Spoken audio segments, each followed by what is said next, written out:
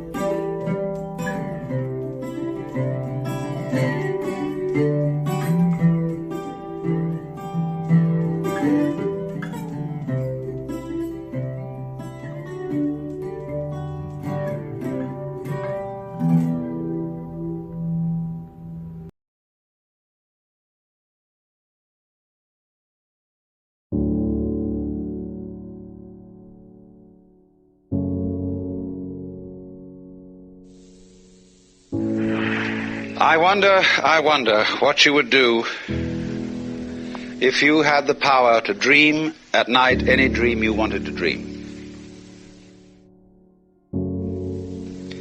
And you would, of course, be able to alter your time sense and slip, say, 75 years of subjective time into 8 hours of sleep. You would, I suppose, start out by fulfilling all your wishes. You could design for yourself what would be the most ecstatic life. Love affairs, banquets, dancing girls, wonderful journeys, gardens, music beyond belief. And then after a couple of months of this sort of thing at 75 years a night, you would be getting a little taste for something different. And you would move over to an adventurous dimension where there were certain dangers involved and the thrill of dealing with dangers. And you could rescue princesses from dragons and go on dangerous journeys, make wonderful explosions and blow them up, eventually get into contest with enemies. And after you'd done that for some time, you'd think up a new wrinkle to forget that you were dreaming, so that you would think it was all for real, and to be anxious about it. And then, because it'd be so great when you woke up, and then you'd say, well, like children who dare each other on things, how far out could you get? What could you take? What dimension of being lost, of abandonment of your power, what dimension of that could you stand? You could ask yourself this because you know you'd eventually wake up. And then you would get more and more adventurous, and you would make further and further out gambles as to what you would dream. And finally, you would dream where you are now. You would dream the dream of living the life that you are actually living today. That would be within the infinite multiplicity of choices you would have, of playing that you weren't God. Because the whole nature of the Godhead, according to this idea, is to play that he's not. So in this idea then, everybody is fundamentally the ultimate reality. Not God in a politically kingly sense, but God in the sense of being the self, the deep down basic whatever there is. And you're all that, only you're pretending you're not.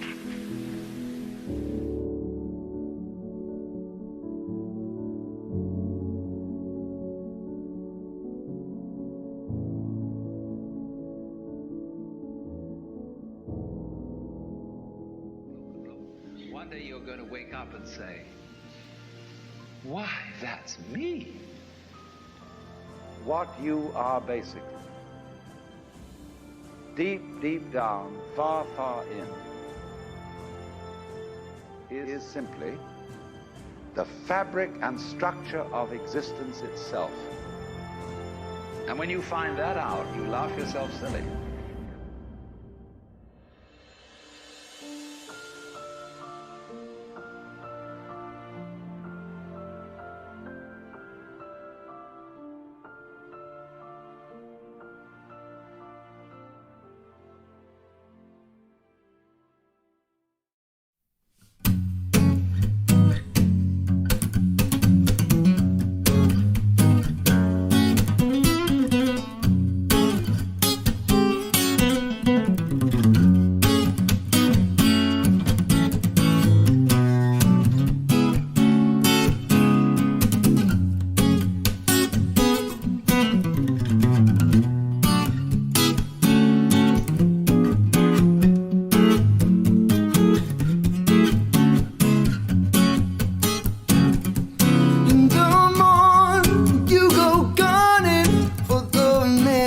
Stole your water, and you found he has done it. But they catch you at the border. In the morn, the sorrow singing, and they drag you by your feet. But the hangman isn't hanging, so they put you on the street. Go back, Jack, do it again. We'll turning round and round. You go back, Jack, do it again.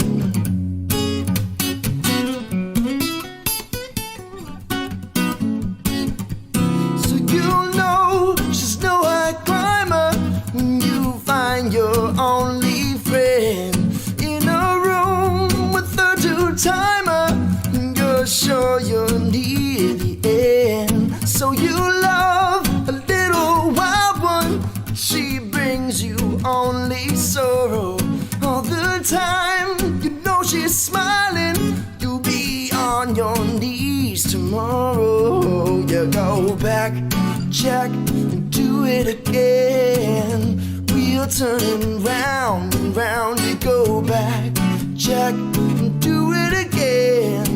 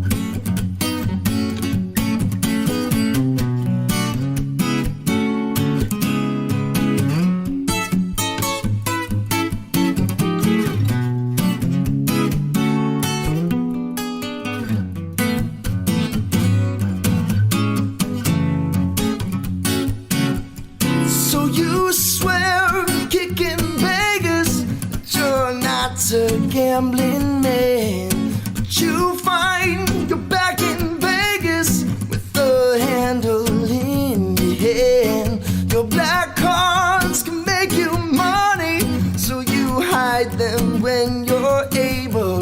In the land of milk and honey, you must put them on the table. You go back, Jack, do it again. Wheel turning round and round. You go back, Jack, do it again.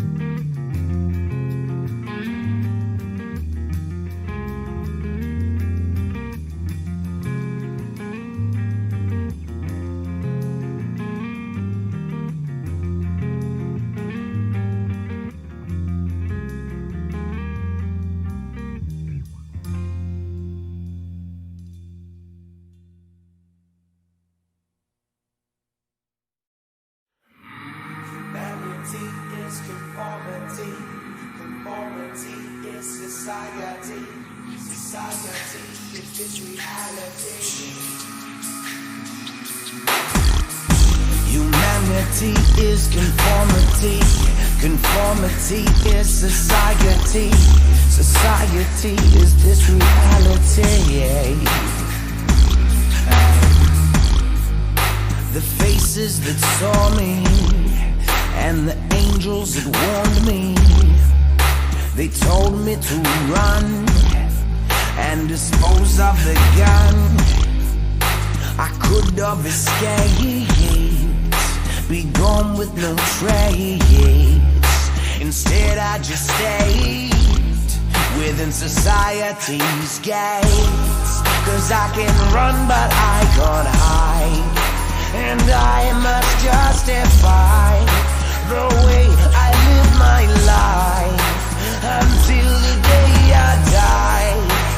I live within these gates, I cannot go against, so I must see it through. Oh, there's nothing left to do.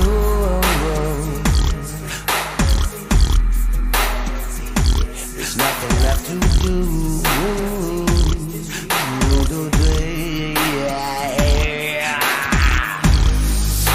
They said I was crazy and they called me a fool, but words cannot change me and my respect for the rules. I may be part of the system, oh, but if I could rule this land, the rules would be different. But I am just one man. I am one man. I am one man. I am one man. Oh, oh, oh, oh. 'Cause I can run but I can't hide, and I must justify the way I live my life until the day I die. I live within these gates, I cannot go against, so I must see it through. Oh, there's nothing left to do.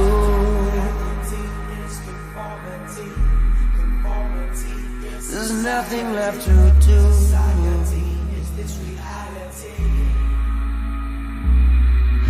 So I wish I was under a tree, far away from society, where the only truth in me is the soothing sound of my own entity, while my other voice is free. It expresses words of plea to return to a stable form of reality that he did to me. But I'm inside of that tree. That tree's inside of another tree. The perplexity is infinity, so I will just chill with a split. See, I'm inside of that tree. That tree's inside of another tree. The perplexity is infinity, so I will just chill with a split. Oh, 'cause I can run but I can't hide, and I must justify the way I live my life until the day I die.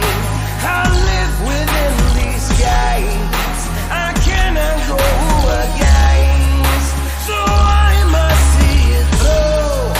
There's nothing left to do, 'cause I can run but I can't hide, and I must justify the way I live my life until the day I die. I live within these gates, I cannot go against, so I must see it through. There's nothing left to do.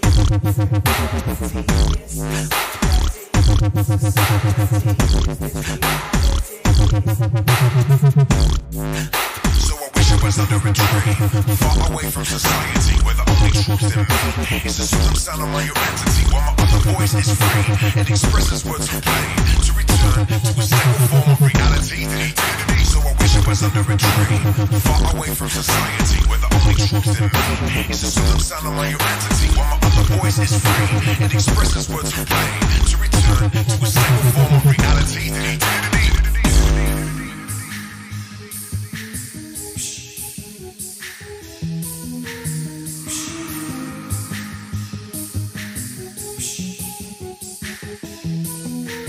I'm inside of that tree.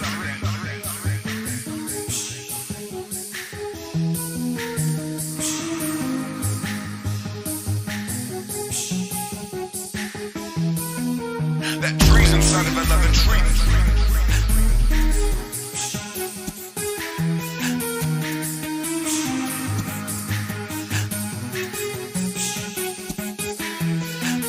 The perplexity is infinity.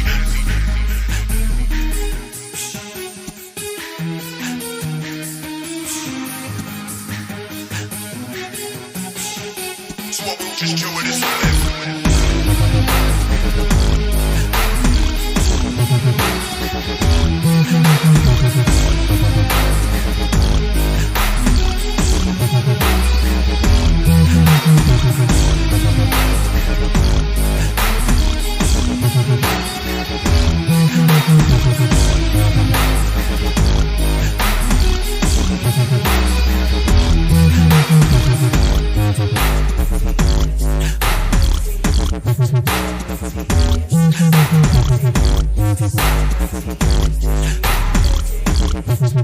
So I wish it was under a tree.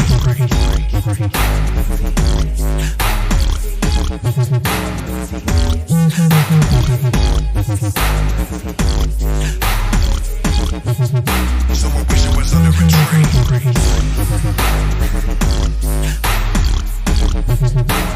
Just feel what I'm here free.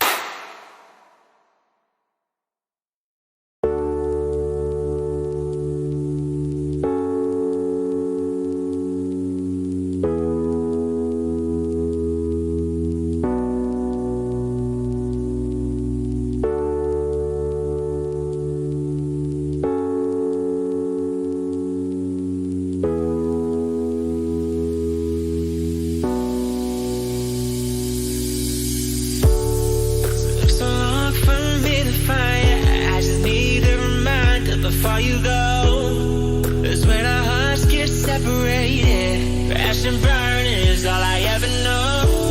I can try to replace this feeling. I close my eyes and it's you that I'm seeing. One more thing before you go. One more thing before you go.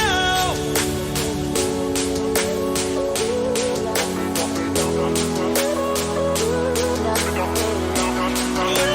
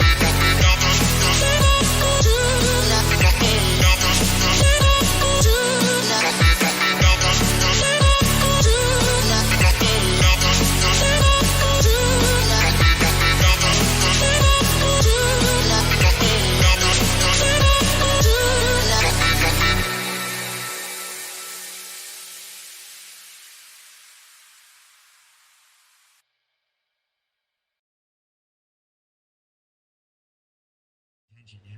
Basically, like I said, my name is Dub FX. I make music live on the spot by recording my voice into this loop station. So basically, I press record like this, and then I press the button again and it loops like this, yeah? Record like this, and then I press the button again and it loops like this. The reason I can do that is that I can make a beat like a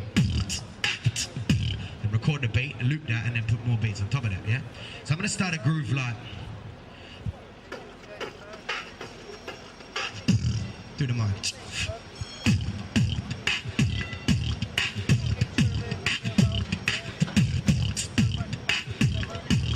That beat recorded.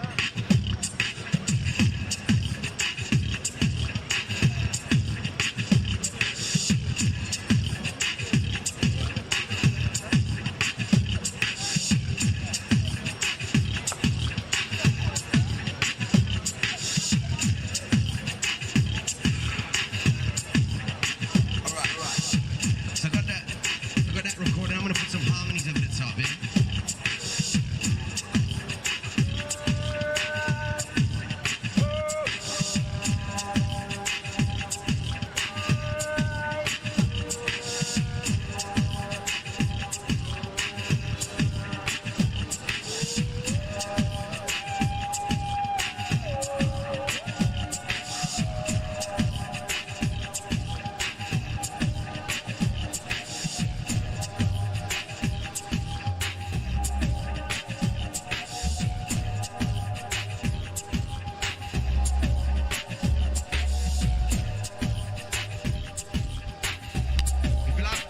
Tunes, by the way, this girl here's my little flower fairy. She's got some CDs, yeah?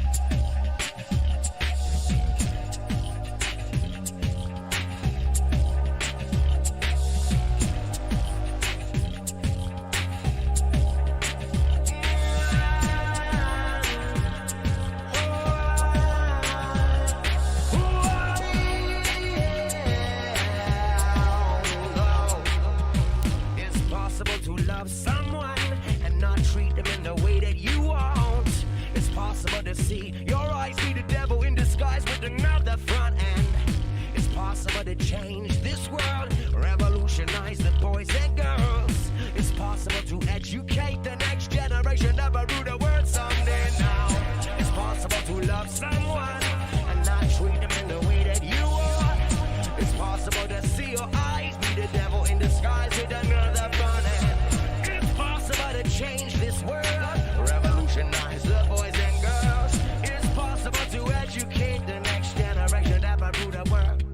Now the changing times of the 21st century means nothing to me, cause I would rather be at the beginning of time. Earth would be mine, living in luxury, discovering a world out there, believing in the sun, earth, water, and air. Take me there, so I can see the world bloom, standing on a sea cliff, howling at the moon.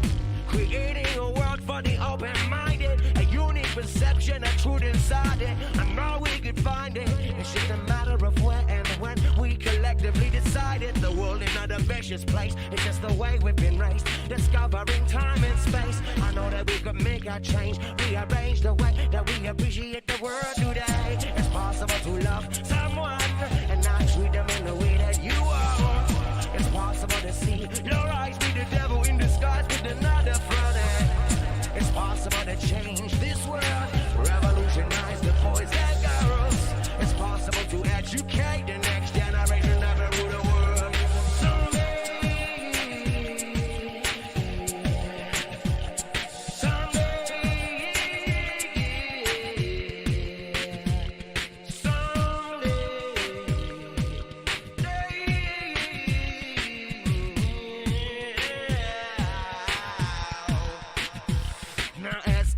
To put my mind into words, I stall, I fall, I'm losing it all, my inhibition, the thought of wasting away, the fact that the music's at a place not far away, yet I stray, stick to my word, in love with my life, my beliefs and a girl, but is it luck that I love this crazy place, the human race? Don't get me wrong, I still think we could change, but this love, the fact that time exists, we're here, we don't come equipped with it all. Half the fun is learning, I'm having a ball. The world keeps turning, my role is small, but I make a change. I hope you're feeling the same way. I hope you're seeing what I say. Yeah, it's possible to love someone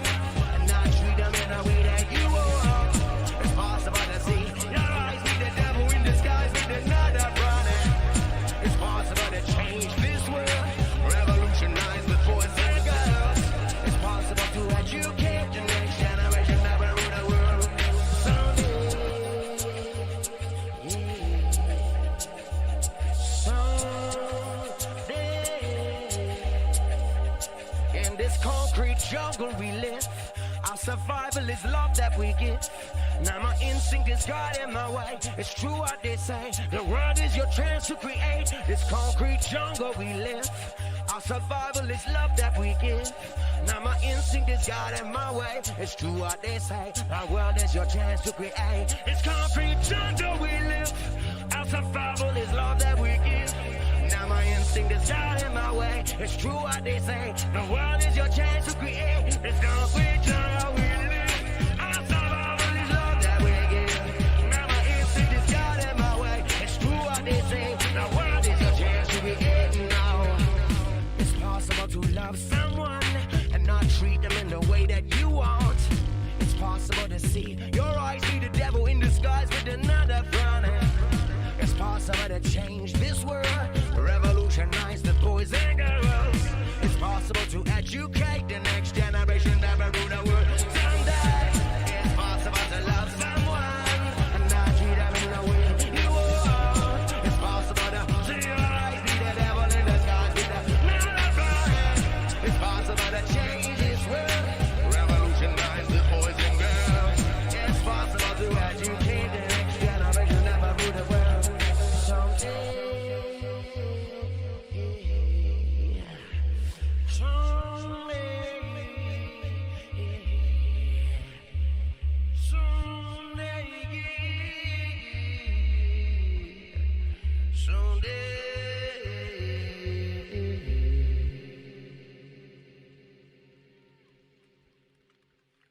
Thank you.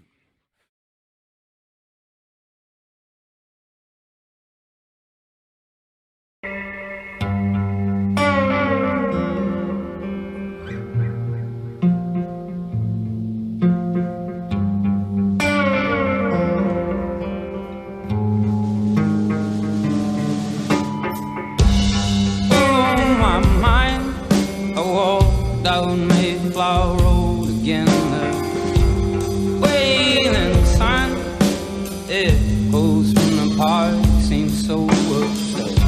The bus takes out, I knew it would, but I can't shake the stand. Can't spend my time on everybody else. Feelings fail, at least with being mad. I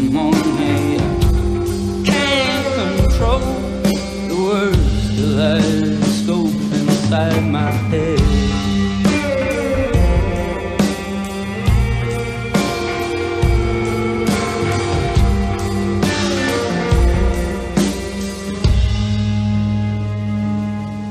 Is the world gone mad, or is it me? All these small things, they gather round me, gather round me. Is it all so very bad? I can't see. All these small things, they gather round me, gather round me.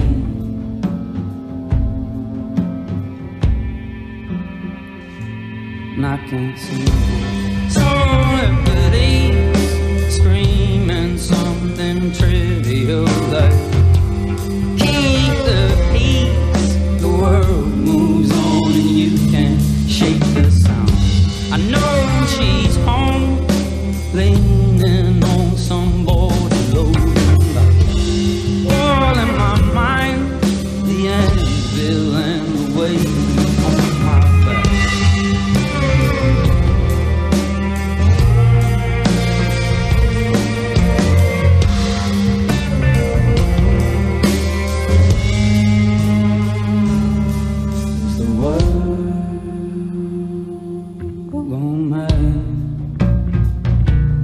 Is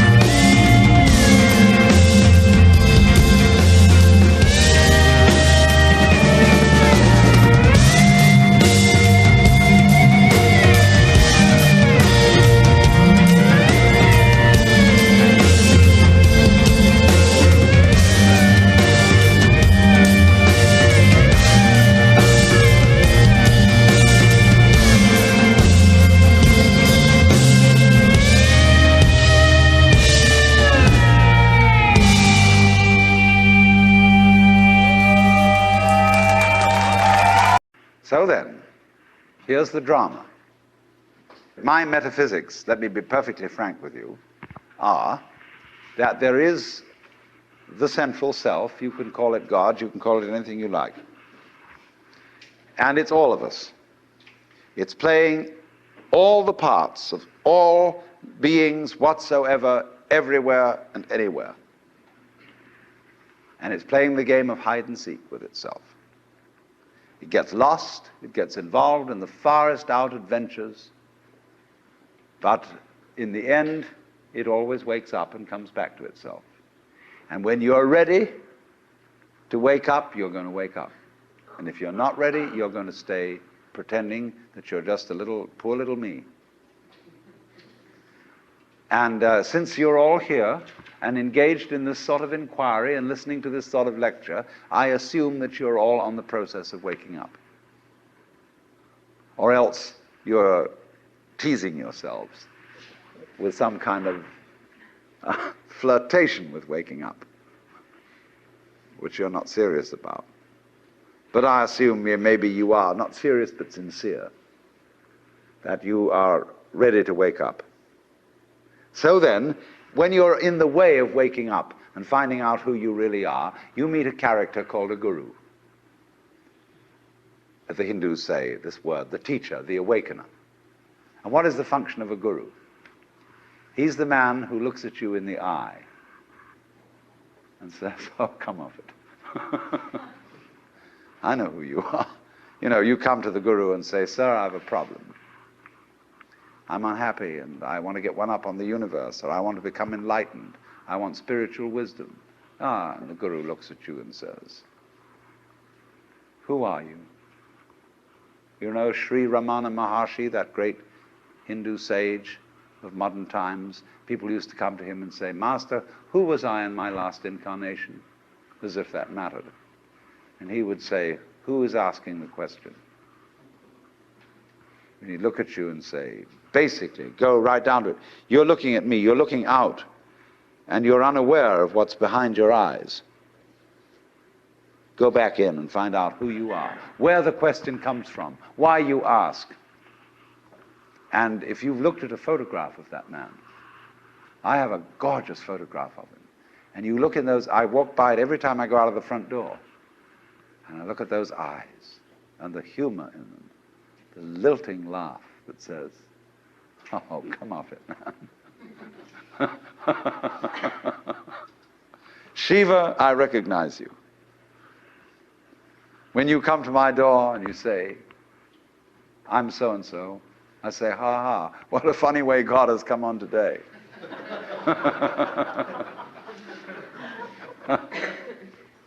There are all sorts of tricks, of course, that gurus play. They say, well, we're going to put you through the mill. And the reason they do that is simply that you won't wake up until you feel you've paid a price for it.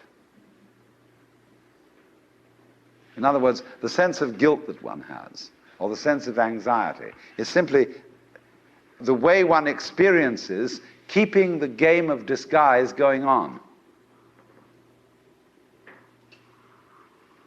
Do you see that? Supposing you say, I feel guilty. Christianity makes you feel guilty for existing.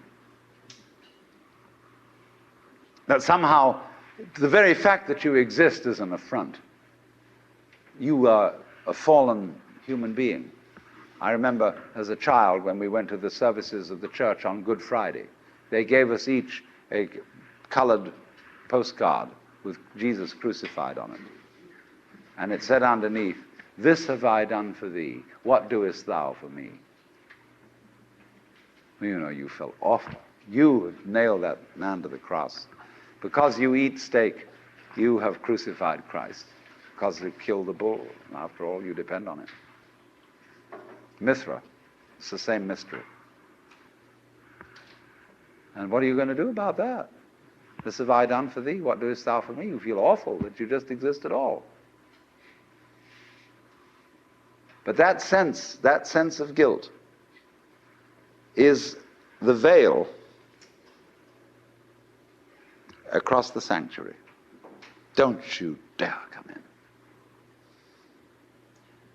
in. In order to, in all mysteries, when you're going to be initiated, there's somebody saying, don't you come in. You've got to fulfill this requirement, this requirement, this requirement, this requirement, then we'll let you in. And so you go through the mill. Why? Because you're saying to yourself, I won't wake up until I feel I deserve it. I won't wake up until I've made it difficult for me to wake up. So I invent for myself an elaborate system of delaying my waking up. I put myself through this test and that test, and when I feel it's been sufficiently arduous, then I may at last admit to myself who I really am and draw aside the veil and realize that after all, when all is said and done, I am that I am, which is the name of God.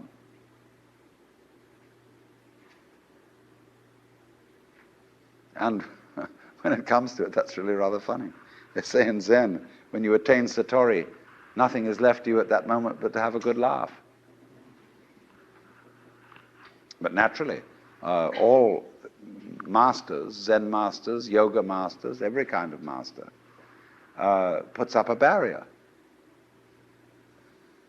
and says to you,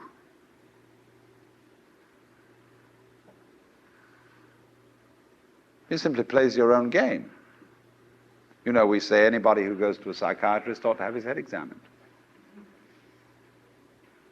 Because when you go to a psychiatrist, you define yourself as somebody who ought to have his head examined.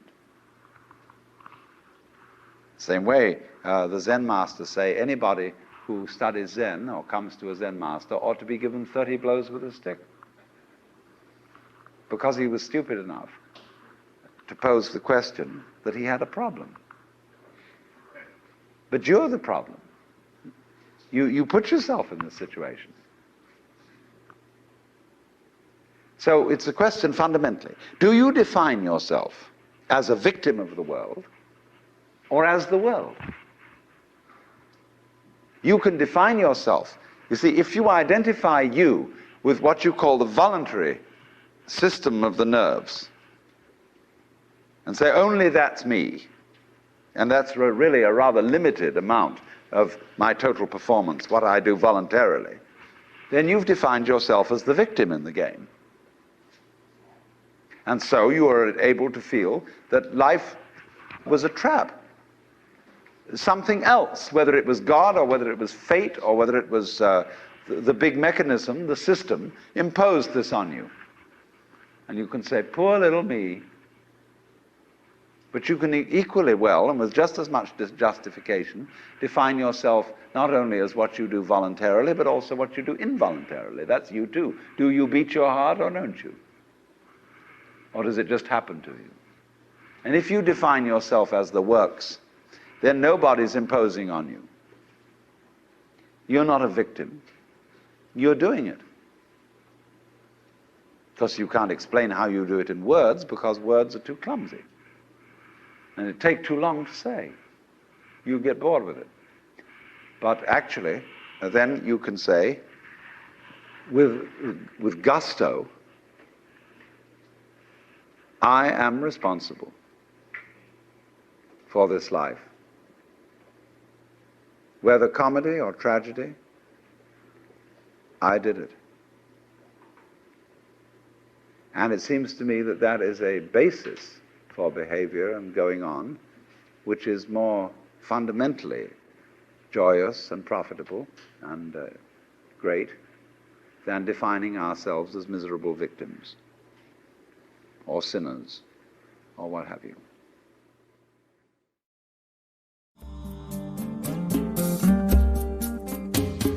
Out of Your Mind now continues with the next lecture from the Nature of Consciousness lecture series.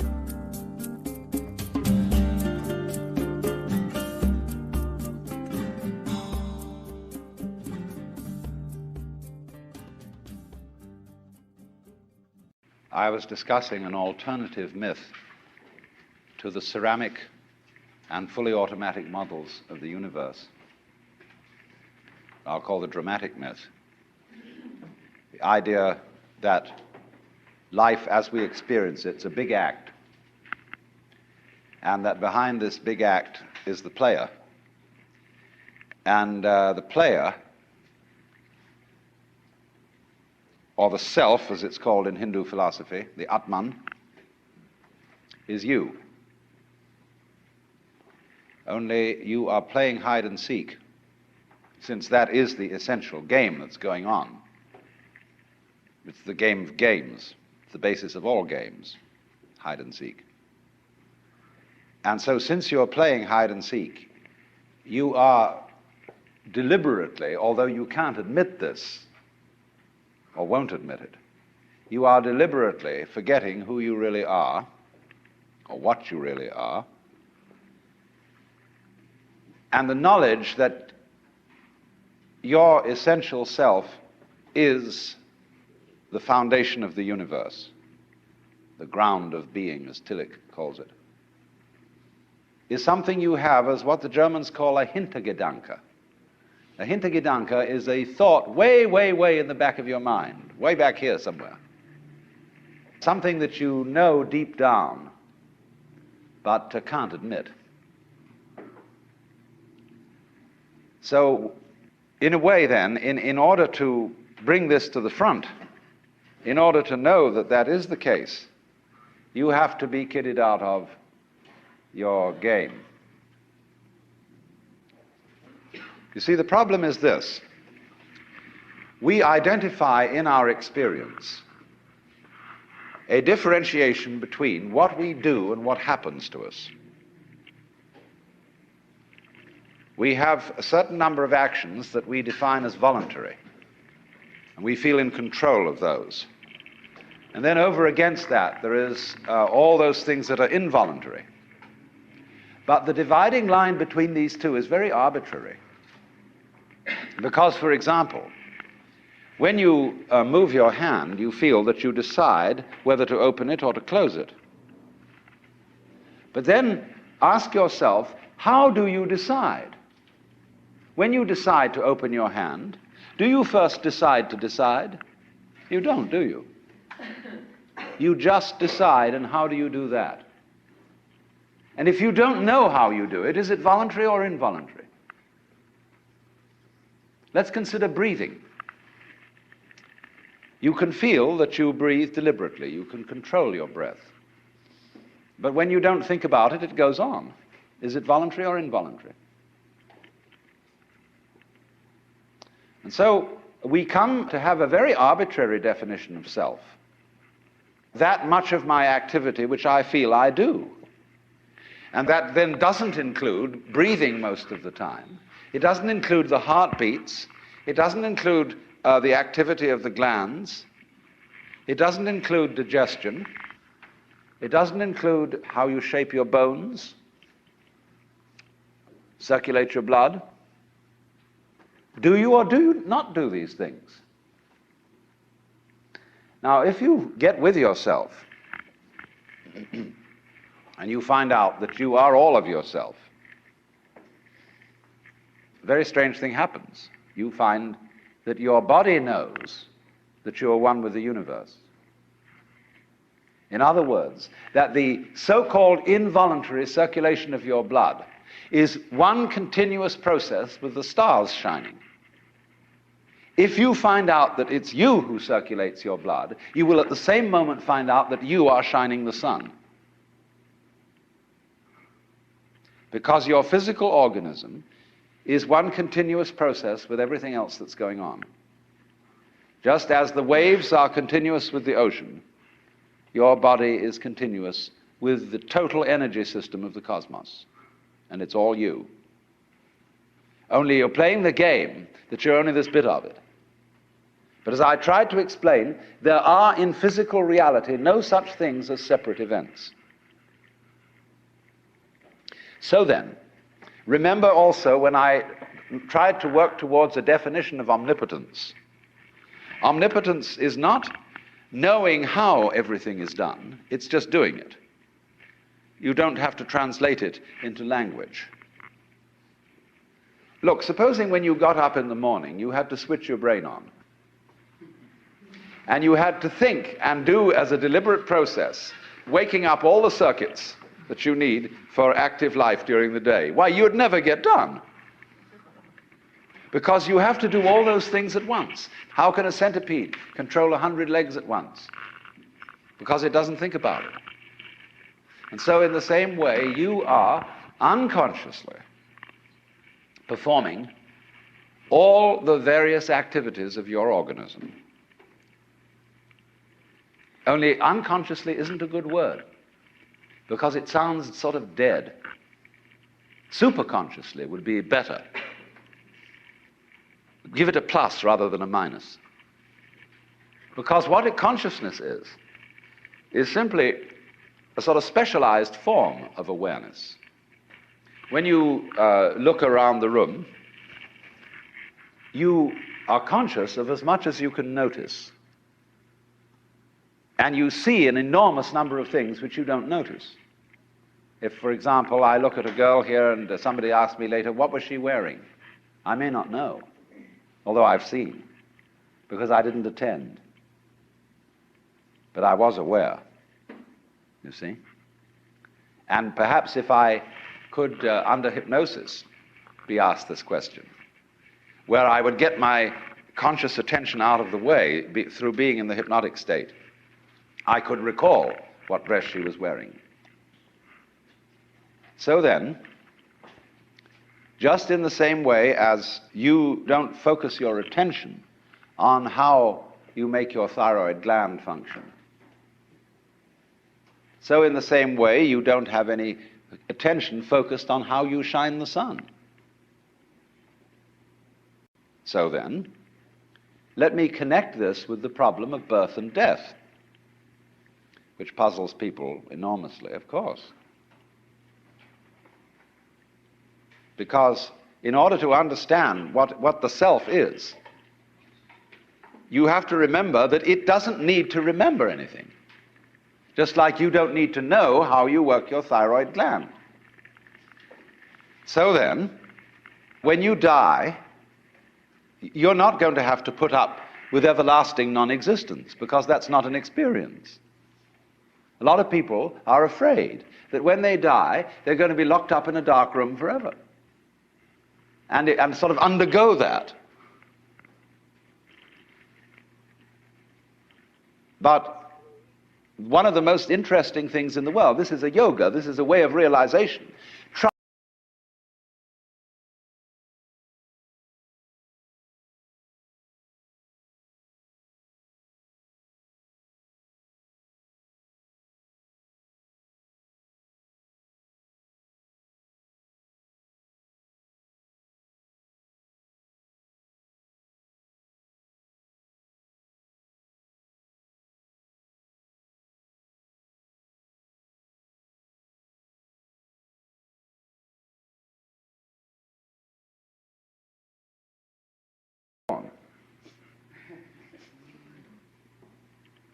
You see?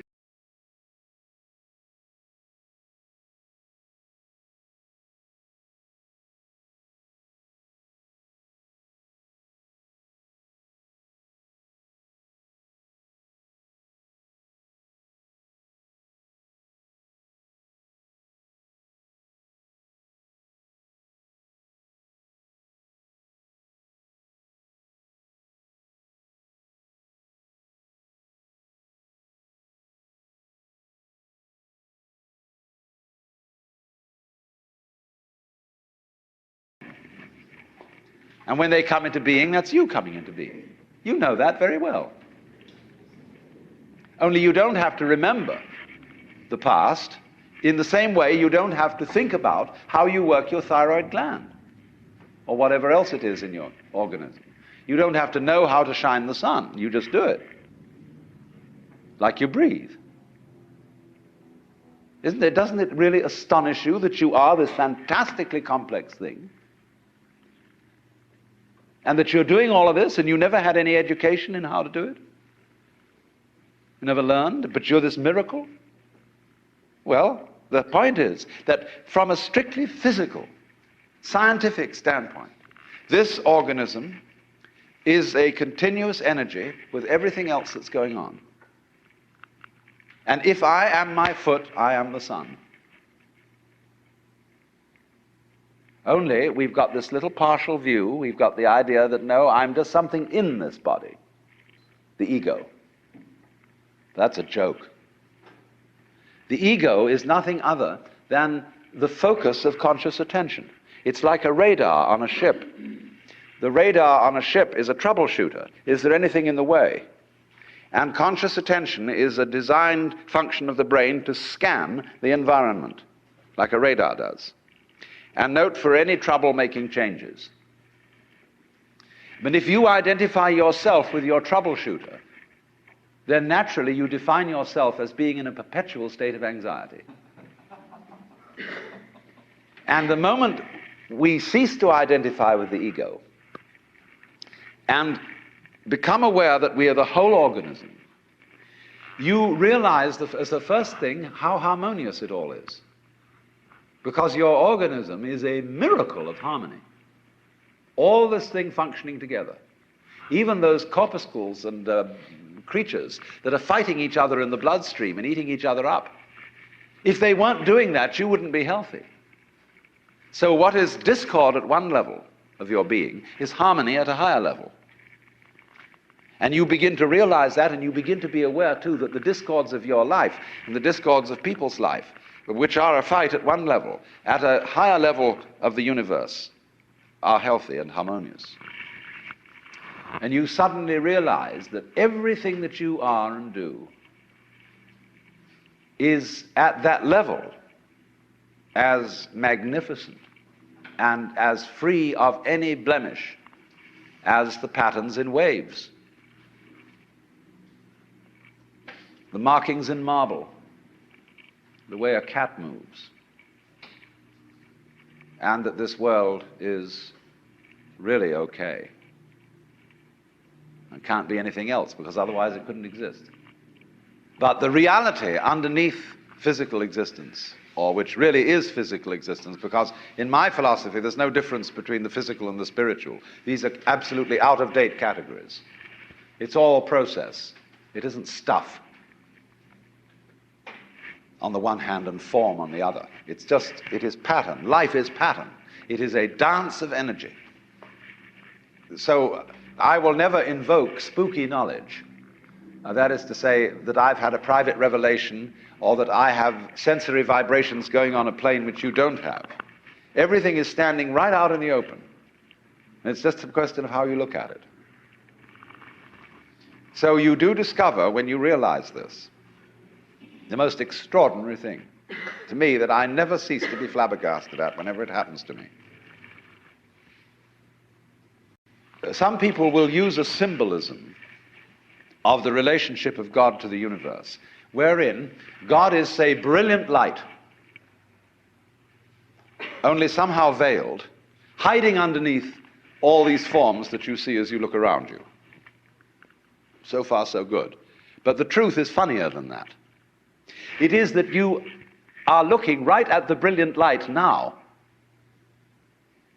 That the experience you are having, which you call ordinary everyday consciousness, pretending you're not it, that experience is exactly the same thing as it. There's no difference at all. And when you find that out, you laugh yourself silly. That's the great discovery. In other words, when you really start to see things, and you look at an old paper cup, and you go into the nature of what it is to see, what vision is, or what smell is, or what touch is, you realize that that vision of the paper cup is the brilliant light of the cosmos. Nothing could be brighter. 10,000 suns couldn't be brighter.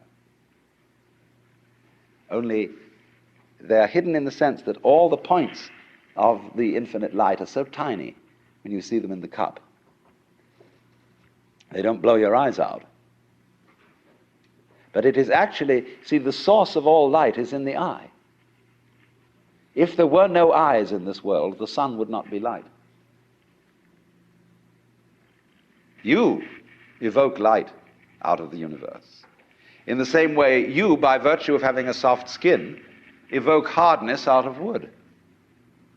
Wood is only hard in relation to a soft skin. It's your eardrum that evokes noise out of the air. You, by being this organism, call into being the whole universe of light and color and hardness and heaviness and everything, you see? But in the mythology that we've sold ourselves on during the end of the 19th century, when people discovered how big the universe was, and that we live on a little planet in a solar system on the edge of a galaxy, which is a minor galaxy, everybody thought, we're really unimportant after all. God isn't there and doesn't love us, and nature doesn't give a damn. And we put ourselves down, you see. But actually, it's this little funny microbe, tiny thing, crawling on this little planet that's way out somewhere, who has the ingenuity, by nature of this magnificent organic structure, to evoke the whole universe out of what would otherwise be mere quanta. There's jazz going on. But you see, this little ingenious organism is not merely some stranger in this. This little organism on this little planet is what the whole show is growing there, and so realizing its own presence. Well, now here's the problem. If this is the state of affairs, which is so,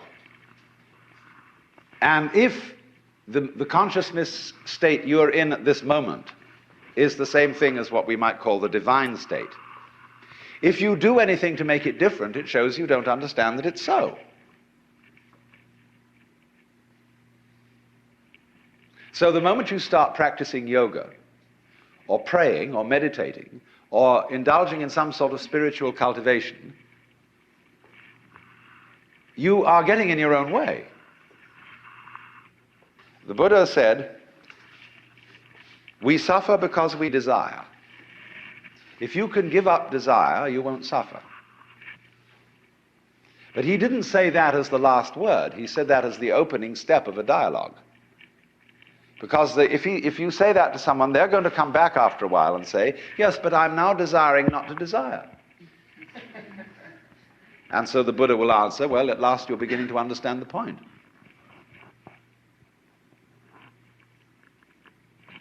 Because you can't give up desire. Why would you try to do that? It's already desire. So in the same way, you say, you ought to be unselfish, or to give up your ego. Let go, relax. Why do you want to do that? Just because it's another way of beating the game, isn't it? But the moment you see you hypothesize that you are different from the universe, you want to get one up on it. But if you try to get one up on the universe, and you're in competition with it, it means you don't understand you are it. You think there's a real difference between self and other. But self, what you call yourself and what you call other, are mutually necessary to each other, like back and front. They're really one. But just as a magnet polarizes itself in north and south, but it's all one magnet, so experience polarizes itself as self and other, but it's all one. So if you try to make the North Pole get the mastery of it, or the South Pole get the mastery of the North Pole, you show you don't know what's going on. A guru or teacher who wants to get this across to somebody, because he knows it himself, and when you know it, you know, you like others to see it too. So what he does is he gets you into being ridiculous harder and more assiduously than usual. In other words, if you are in a contest with the universe, he's going to stir up that contest until it becomes ridiculous. And so he sets you such tasks as saying, now of course, in order to be a true person, you must give up yourself. Be unselfish. So the Lord steps down out of heaven and says, the first and great commandment is, thou shalt love the Lord thy God. You must love me. Well, that's a double bind. You can't love on purpose. You can't be sincere purposely. It's like trying not to think of a green elephant while taking medicine.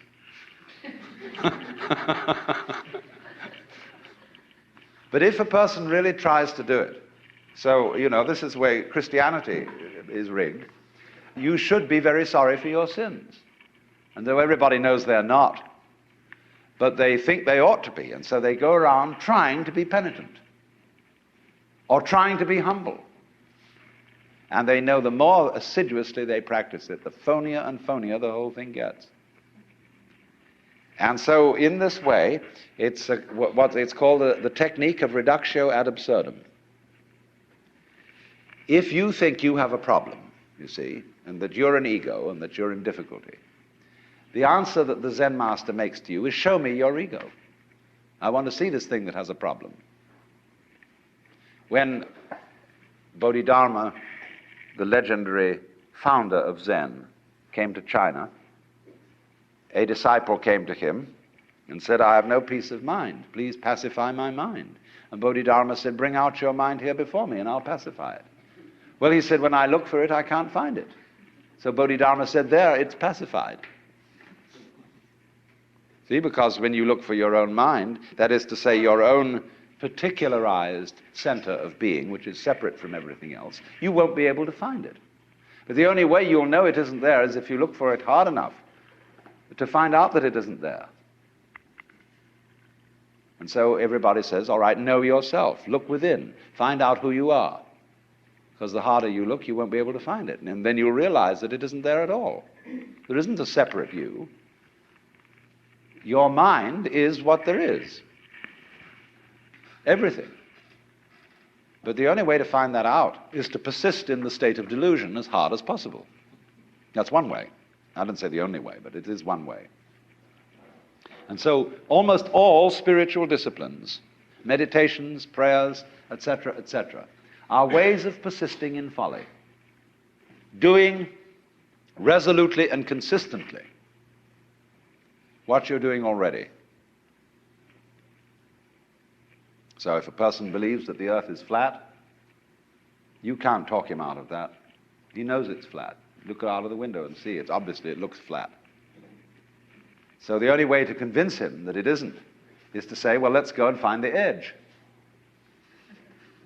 And in order to find the edge, you've got to be very careful not to walk in circles, or you'll never find it that way. So we've got to go consistently in a straight line, due west, along the same line of latitude. And eventually, when we get back to where we started from, you've convinced the guy that the earth is round. But that's the only way that'll teach him. Because people can't be talked out of illusions. Well, now, there is another possibility, however. But this is more difficult to describe. Let's say we take as the basic supposition, which is the thing that one sees in the experience of Satori or awakening or whatever you want to call it, that this now moment in which I'm talking and you're listening is eternity. That although we have somehow conned ourselves into the notion that this moment is rather ordinary and that we may not feel very well and that we're sort of vaguely frustrated and worried and so on, and that it ought to be changed. This is it. So you don't need to do anything at all. But the difficulty about explaining that is that you mustn't try not to do anything, because that's doing something.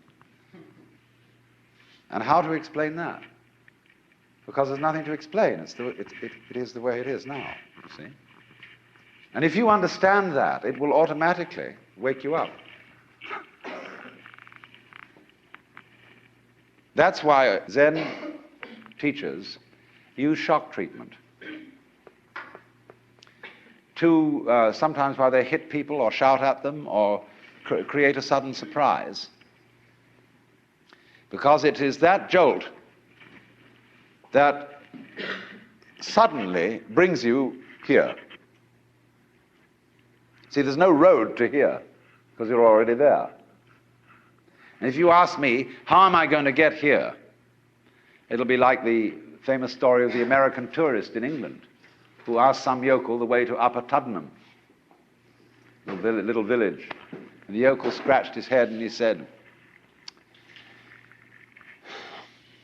"Well, sir, I do know where it is, but if I were you, I wouldn't start from here."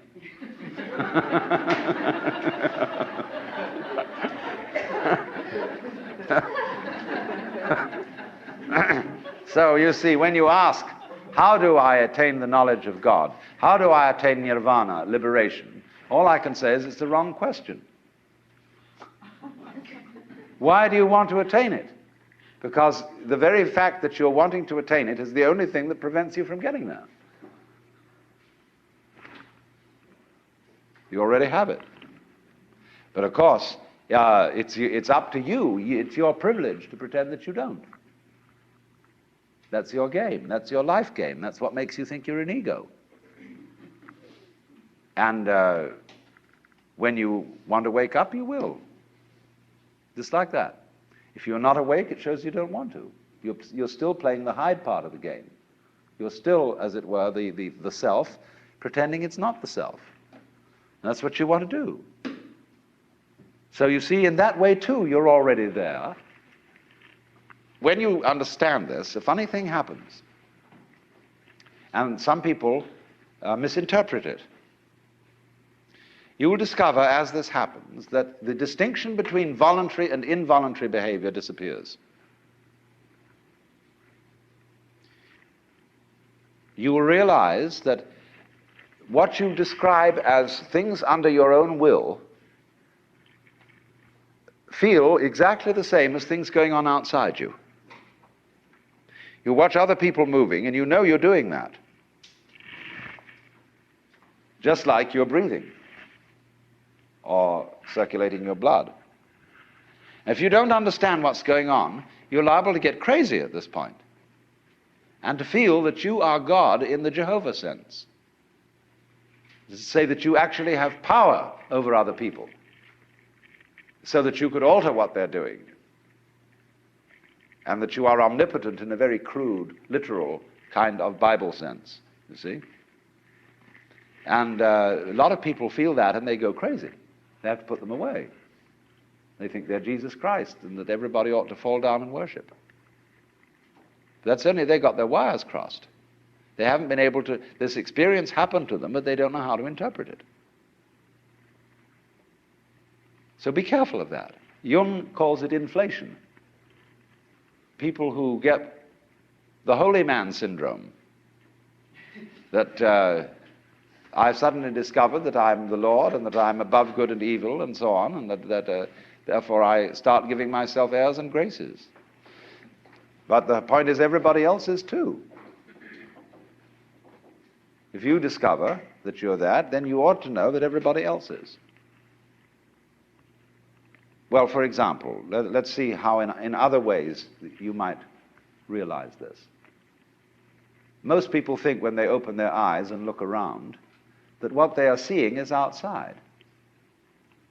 It seems, doesn't it, that you are behind your eyes, and that behind the eyes there is a blank.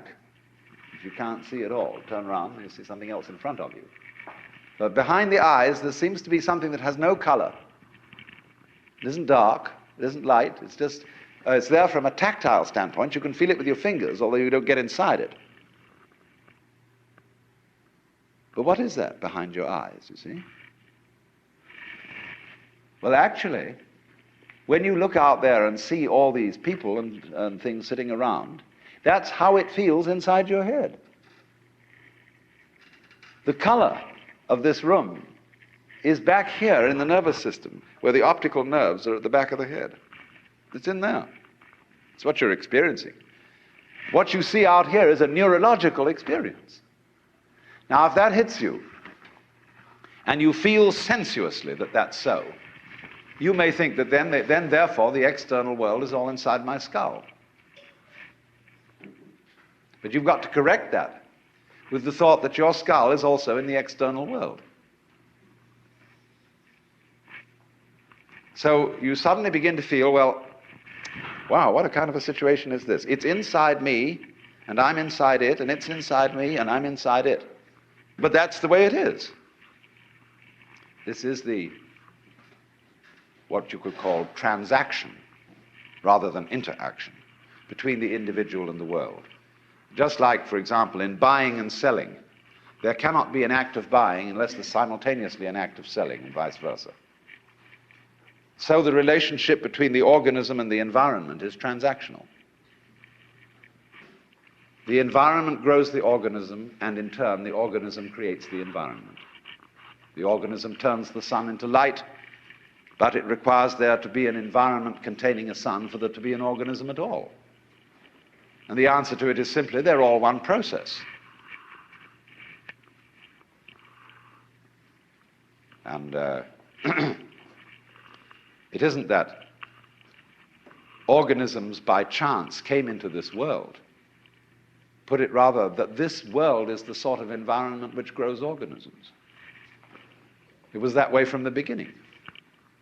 Just in the same way, the organisms may, in time, have arrived in the scene or out of the scene later than the beginning of the scene.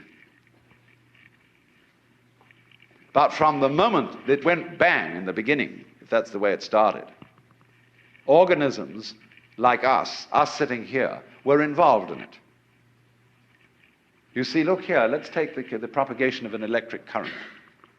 I can have an electric current running through a wire that goes all the way around the Earth. And here we have our power source, and here we have a switch. All right. Here's the positive pole. Here's the negative pole.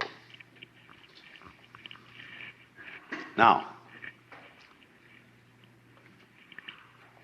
before that switch closes, the current doesn't exactly behave like water in a pipe.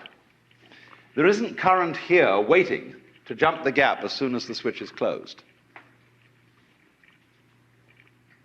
The current doesn't even start until the switch is closed from the positive pole. It never starts unless the point of arrival is there.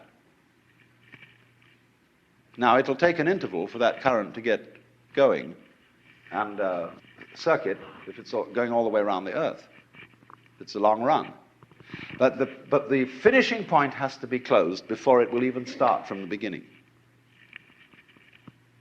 In a similar way, although in the development of any physical system, there may be billions of years between the creation of the most primitive form of energy and then the arrival of intelligent life. That billions of years is just the same thing as the trip of the current round the wire. It takes a little time. But it's already implied. It takes time for an acorn to turn into an oak. But the oak is already implied in the acorn. And so in any lump of rock floating about in space, there is implicit human intelligence. Sometime, somehow, somewhere. They all go together. So don't differentiate yourself and stand off against this and say, I am a living organism in a world made of a lot of dead junk, rocks and stuff. It all goes together. Those rocks are just as much you as your fingernails. You need rocks. What are you going to stand on? What I think, awakening really involves is a re-examination of our common sense. We've got all sorts of ideas built into us which seem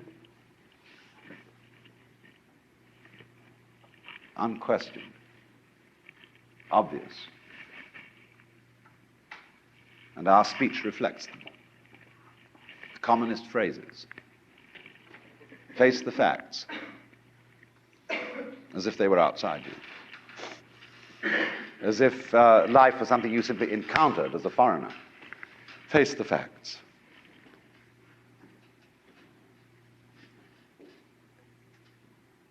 Our common sense has been rigged, you see, so that we feel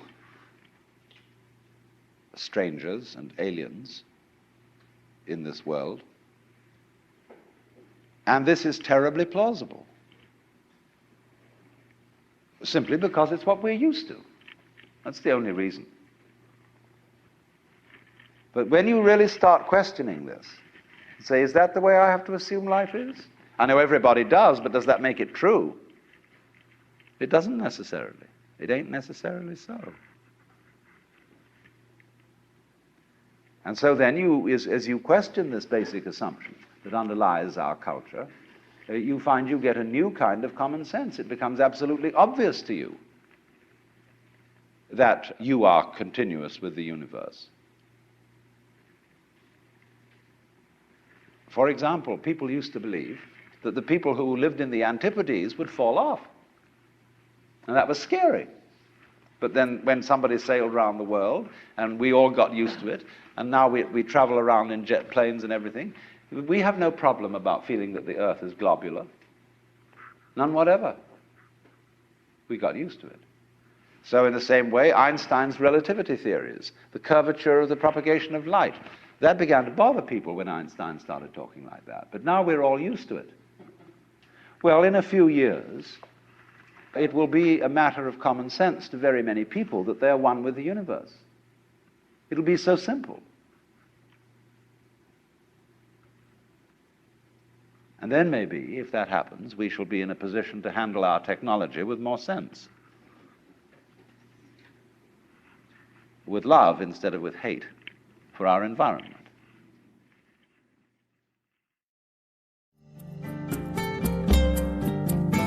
This concludes Session 2 of Out of Your Mind, Essential Listening from the Alan Watts Audio Archives. Our program continues with Session 3.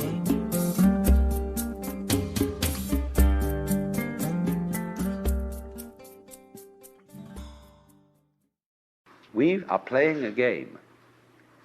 And the game runs like this. The only thing you really know is what you can put into words. Let's suppose I love some girl rapturously. And somebody says to me, would you really love her? Well, how am I going to prove this? Well, say, write poetry. Tell us all how much you love her. Then we'll believe you. So if I'm an artist and I can put this into words and convince everybody that I've written the most ecstatic love letters ever written, they say, all right, okay, we'll admit it, you really do love her. But supposing you're not very articulate, are we going to tell you you don't love her? Surely not. You don't have to be Heloise and Abelard to be in love.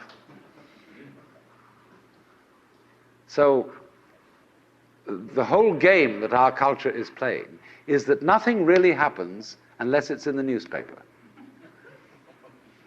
So when we are at a party, and there's a great party, somebody said, it's too bad there wasn't a tape recorder. And so our children begin to feel that they don't exist authentically unless they get their names in the papers. And the fastest way of getting your name in the papers is to commit a crime. And then you'll be photographed, then you'll appear in court, then everybody will notice you. It really happened if it was recorded. In other words, if you shout and there doesn't come back an echo, it didn't happen. Well, that's a real hang-up. It's true, there's fun with echoes. We all like singing in the bathtub because there's more resonance there. And when we play a musical instrument like a violin or a cello, it has a sounding box because that gives resonance to the sound. And in the same way, the cortex of the human brain enables us, when we are happy, to know that we're happy. And that gives a certain resonance to it. If you're happy and you don't know you're happy, there's nobody home.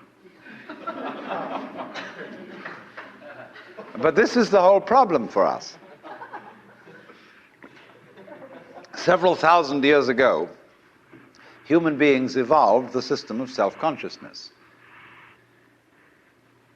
And they knew. There was a young man who said, though, it seems that I know that I know. What I would like to see is the eye that knows me when I know that I know that I know. You see? And this is the human problem. We know that we know. And so there came a point in our evolution when we didn't guide life by just trusting our instincts, and had to think about it, and had to purposely arrange and discipline and push our lives around in accordance with foresight and words and systems of symbols, accountancy, calculation, and so on. And then we worry. Once you start thinking about things, you worry as to whether you've thought enough. Did you really take all the details into consideration? Was every fact properly reviewed?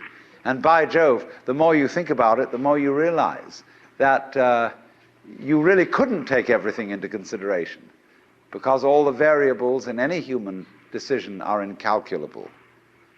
So you get anxiety. And this, though, also, this is the price you pay for knowing that you know, for being able to think about thinking, to feel about feeling. And so you're in this funny position. Now then, do you see that this is simultaneously an advantage and a terrible disadvantage? What has happened here is that by having a certain kind of consciousness, a certain kind of reflexive consciousness, being aware of being aware, being able to represent what goes on fundamentally in terms of a system of symbols, such as words, such as numbers. You put, as it were, two lives together at once, one representing the other.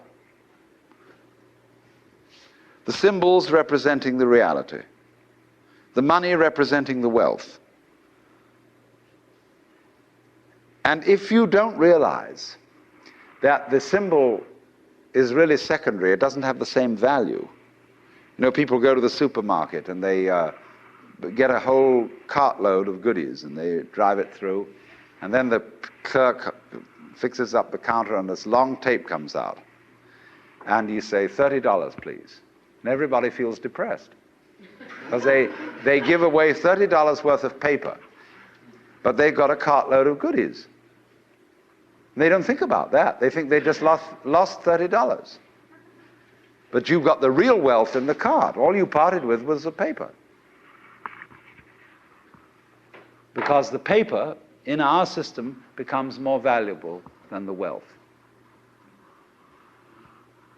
It represents power, potentiality, whereas the wealth, you think, oh, well, that's just necessary. You've got to eat. Well, I mean, that's to be really mixed up. So then, if you awaken from this illusion, and you understand that black implies white, self implies other, life implies death, or shall I say, death implies life,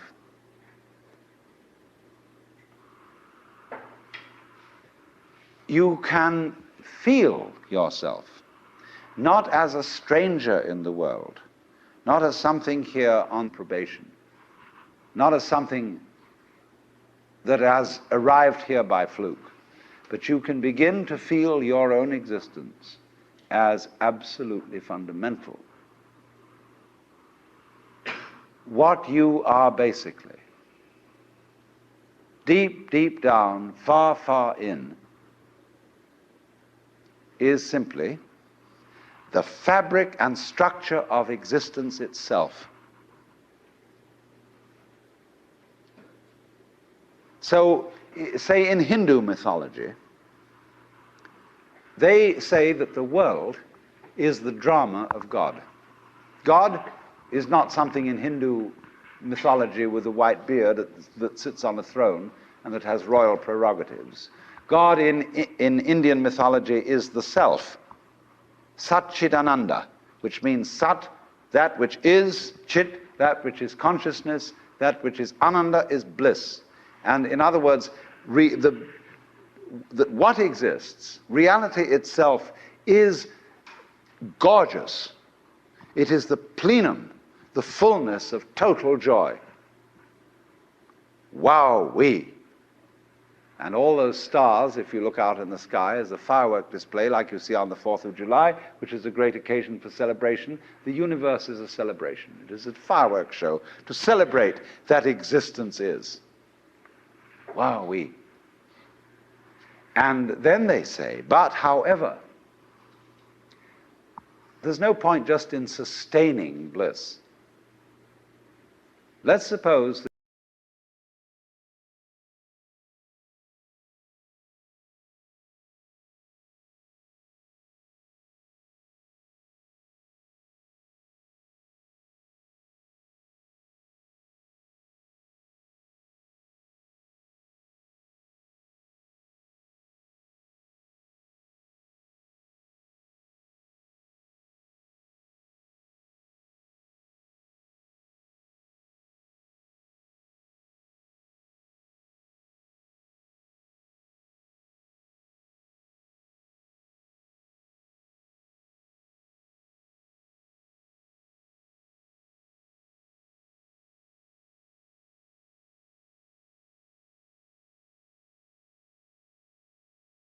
what it's going to be.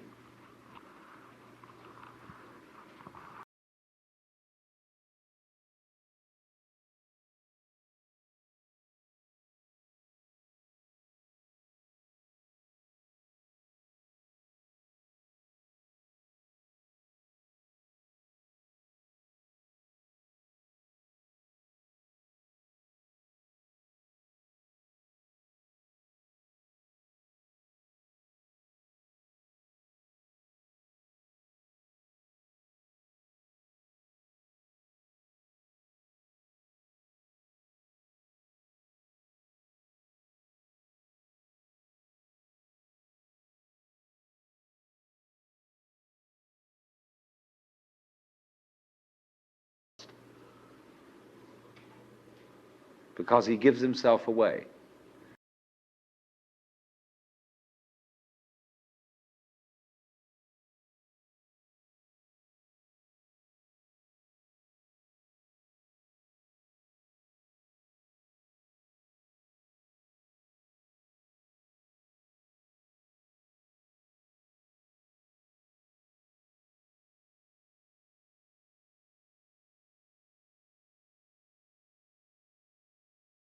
Not God in a politically kingly sense, but God in the sense of being the self, the deep down basic whatever there is.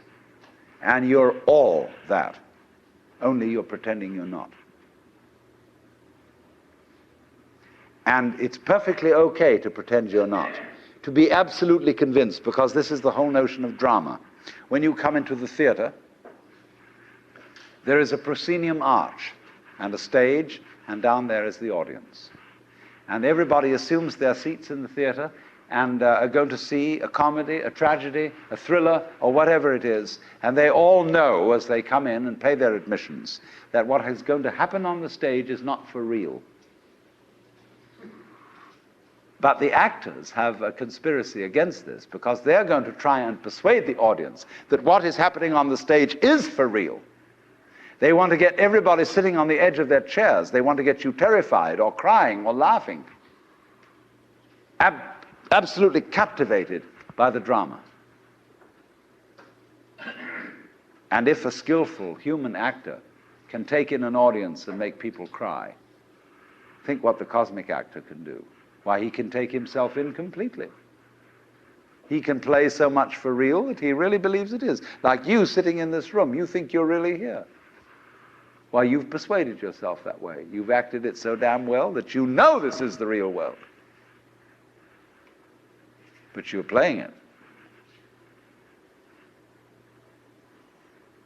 It's because the audience and the actor is one. Because behind the stage, there's the green room. Off-scene, obscene, where the actors take off their masks. You know that the word person means mask? The persona, which is the mask worn by actors in Greco-Roman drama, because it has a megaphone-type mouth which throws the sound out in an open-air theater. So per, through, sona, what the sound comes through, that's the mask. How to be a real person. How to be a genuine fake. A mask. So the dramatis personae at the beginning of a play is the list of masks that the actors will wear. And so in the course of forgetting that this life is a drama, the word for the role, the word for the mask, has come to mean who you are genuinely, the person, the proper person. Incidentally, the word parson is derived from the word person. The person of the village, person around town, the parson. It's funny. So anyway then, this is a drama. I'm not trying to sell you on this idea in the sense of converting you to it. I want you to play with it. I want you to think of its possibilities. I'm not trying to prove it. I'm just putting it forward as a possibility of life to think about. So then, this means that you're not victims of a scheme of things, of a mechanical world, or of an autocratic God. The life you're living is what you have put yourself into. Only you don't admit it, because you want to play the game that it's happened to you. In other words, I got mixed up in this world. My parents, I had a father who got hot pants over a girl, and she was my mother. And because he was just a horny old man. And as a result of that, I got born. And I blame him for it and say, well, that's your fault. You've got to look after me. And he says, I don't see why I should look after you. You're just a result. But let's suppose we admit that I really wanted to get born, and that I was the ugly gleam in my father's eye when he approached my mother. That was me. I was desire. And I deliberately got involved in this thing. Look at it that way instead. And that even if I got myself into an awful mess, and I got born with syphilis and the Great Siberian Itch and tuberculosis and in a Nazi concentration camp, nevertheless, this was a game which was a very far-out play. It was a kind of cosmic masochism. But I did it. Isn't that an optimal game rule for life? Because if you play life on the supposition that you're a helpless little puppet that got involved, or if you play it on the supposition that it's a frightful, serious risk and that we really ought to do something about it and so on, it's a drag. There's no point in going on living unless we make the assumption that the situation of life is optimal. That really and truly we are all in a state of total bliss and delight. But we are going to pretend we aren't just for kicks. You play non-bliss in order to be able to experience bliss. And you can go as far out as non-bliss as you want to go. And when you wake up, it'll be great. You know, you can slam yourself on the head with a hammer because it's so nice when you stop. And it makes you realize, you see, how great things are when you forget that that's the way it is. And that's just like black and white. You don't know black unless you know white. You don't know white unless you know black. This is simply fundamental.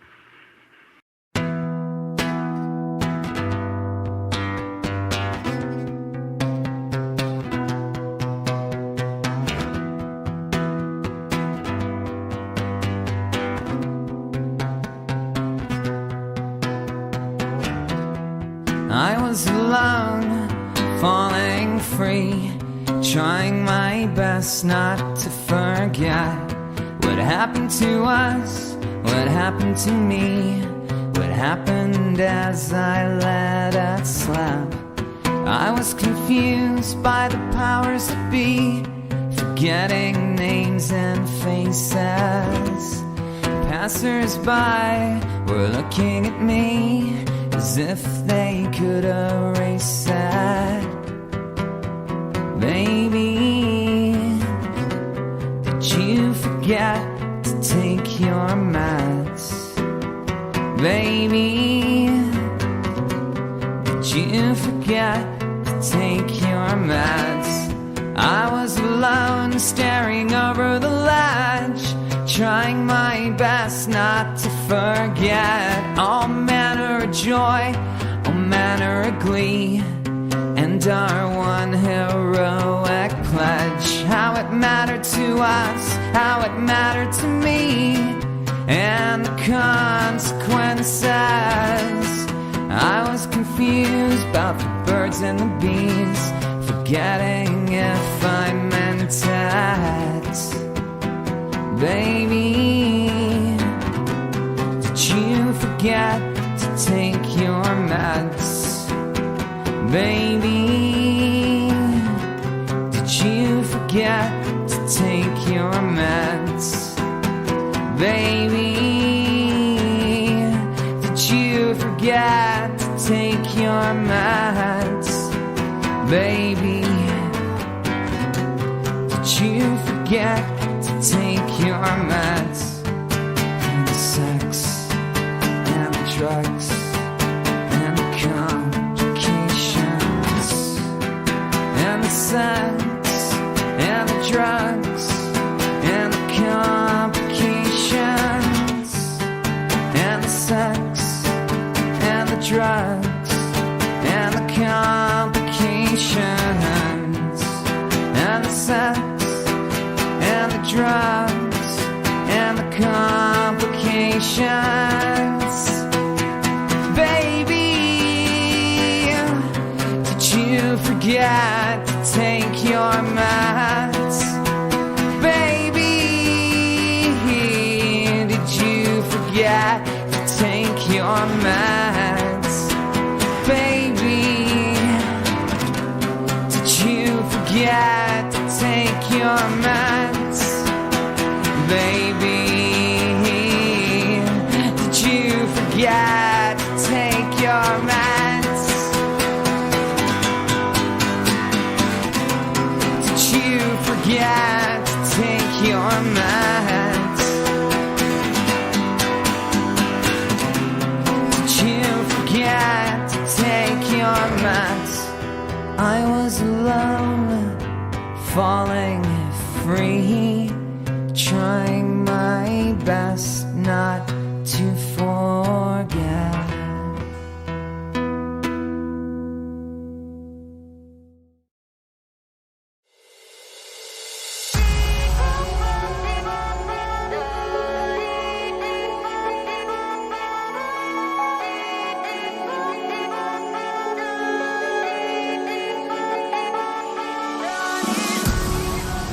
These broken constitutions, these distant solutions, where does the journey start when we're so far apart? Reality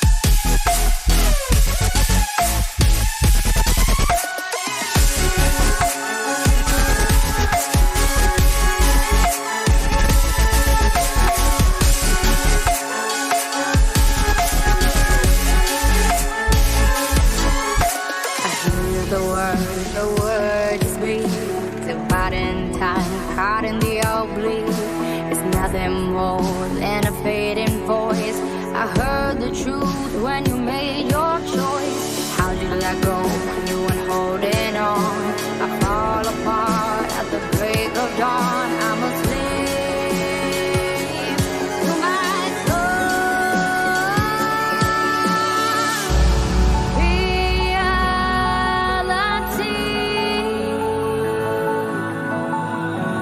drifts away so slowly. Emotions setting tight. See flames away. Read between the lines. I'm asking you to stay. We can change reality. We can change the odds and see. We can find the time we lost. So much heavy can we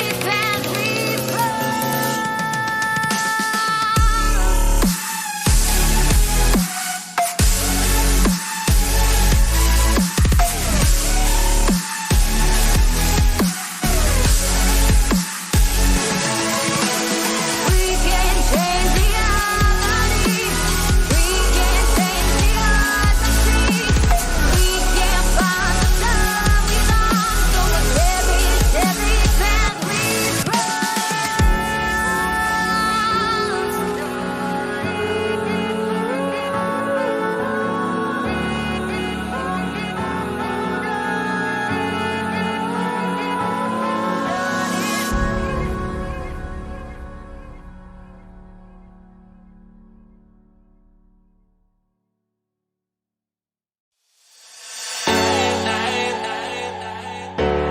When I wake up, what do there? Is this even real?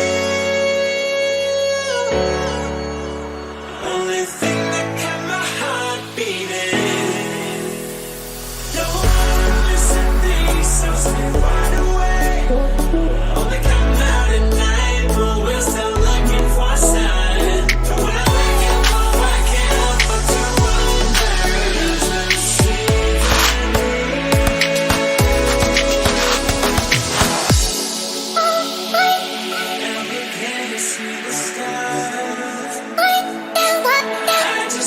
see the stars.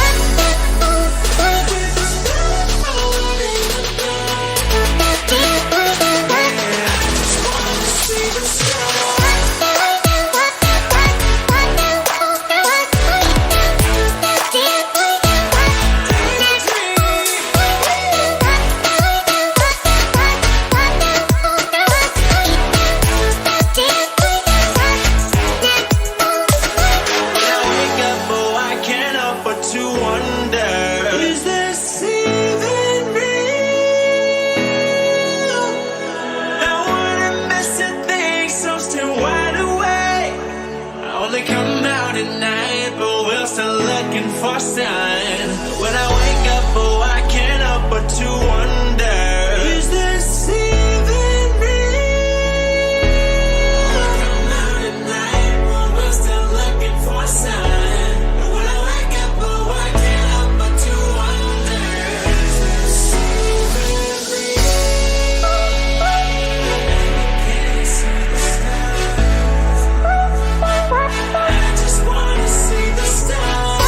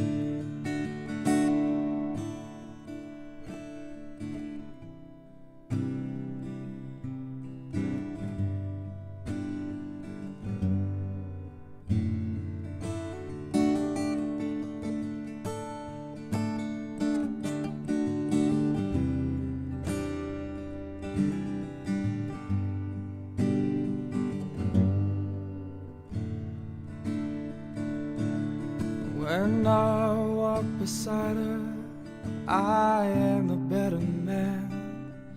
When I look to leave her, I always stagger back again. Once I built an ivory tower so I could worship from above. When I climbed down to be set free, she took me in again. There's a big hot sun beating on the big people in the big hot world.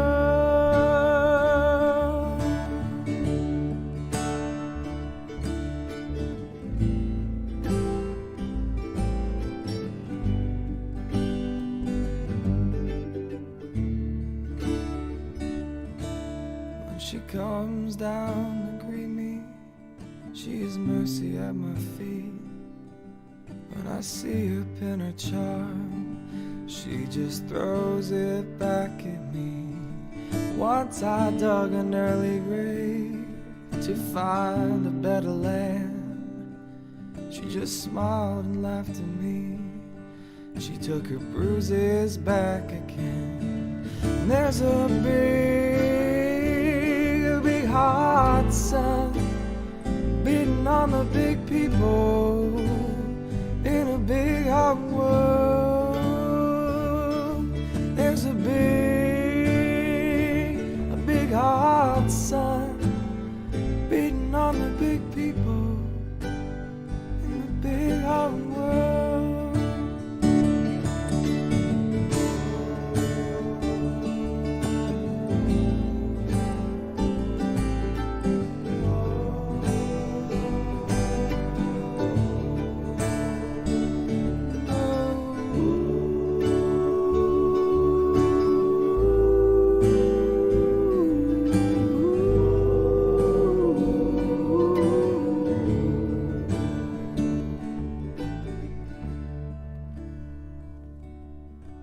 Once I stood the loser when I saw what I had done. Bound down and flew away the eyes of her garden and her son. So I tried to warn her, and I turned to see her weep. 40 days and 40 nights, and it's still coming down on me. There's a big hot sun beating on the big people in the big hot world. There's a big hot sun beating on the big people in the big hot world. There's a big hot sun beating on the big people in the big hard world. There's a big hard sun beating on the big people in the big hard world. Yeah, there's a big hard sun beating on the big people in the big hard world.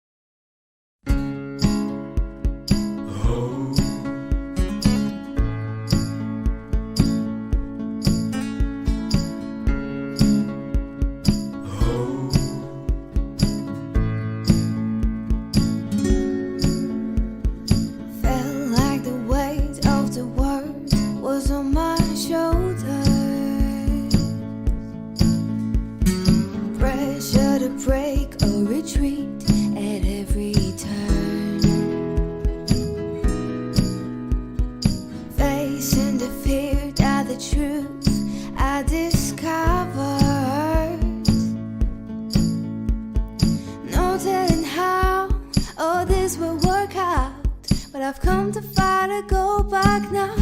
I am looking for freedom, looking for freedom, and to find it, 'cause we everything I had. Well, I am looking for freedom, looking for freedom, and to find it may take everything I have. I know oh too well it don't come easy.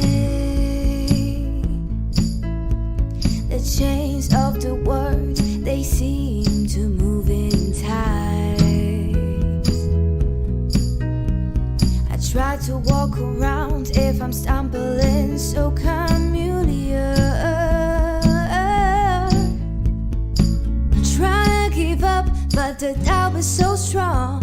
There's gotta be a weight in my bones. I am looking for freedom, looking for freedom, and to find it, 'cause we everything I have. Well, I'm looking for freedom, I'm looking for freedom, and to find it may take everything I have. Oh, not giving up has always been hard, so hard. But if I do the things that is the way, I won't get far. Life hasn't been very kind to me lately. Well, but I suppose it's a push for moving on. Oh yeah. In time, that sun's gonna shine on me nicely. One day, yeah.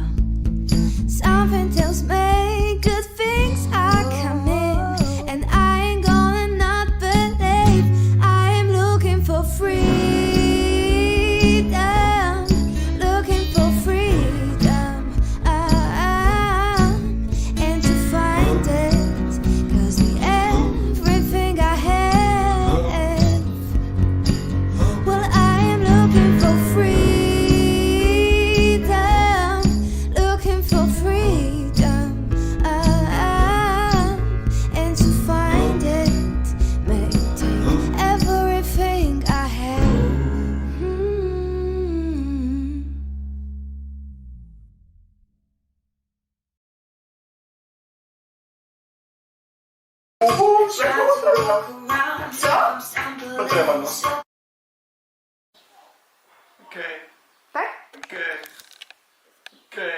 Okay.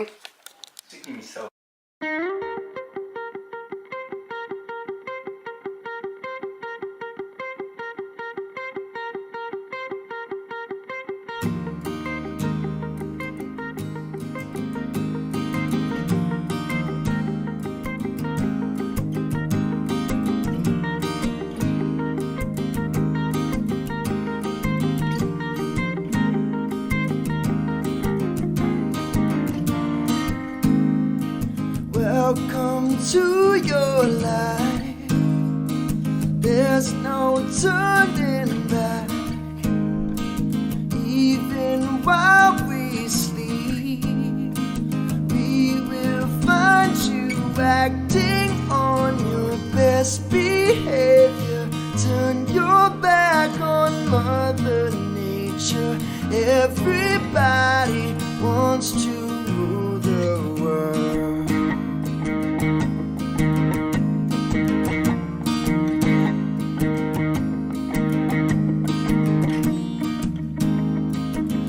It's my own design, it's my own remorse. Help me to decide, help me make the most of freedom and of pleasure. Nothing ever lasts forever. Everybody wants wants to rule the world. There's a room where the light won't find you. Holding hands while the walls come tumbling down. When we do, I'll be right behind you. So glad we've almost made it. So sad they had to fade it. Everybody wants to rule the world.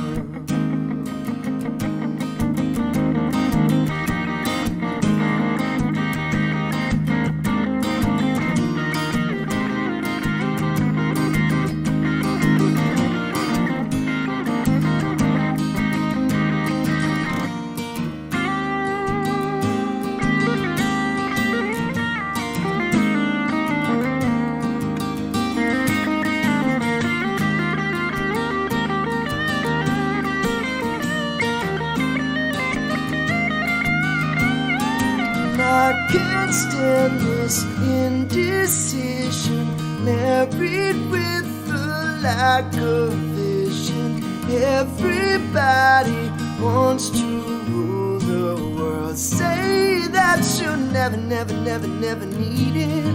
One headline, why believe it? Everybody wants to rule the world.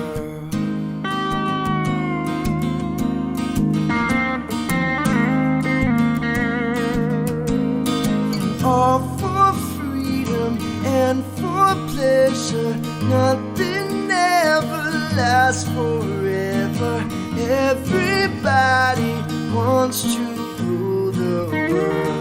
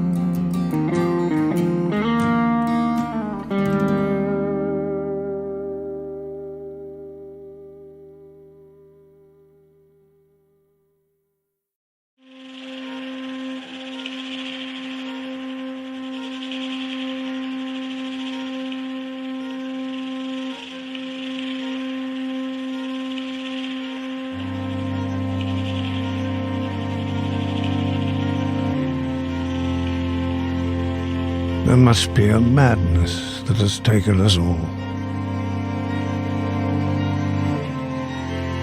When the life of an animal means nothing at all.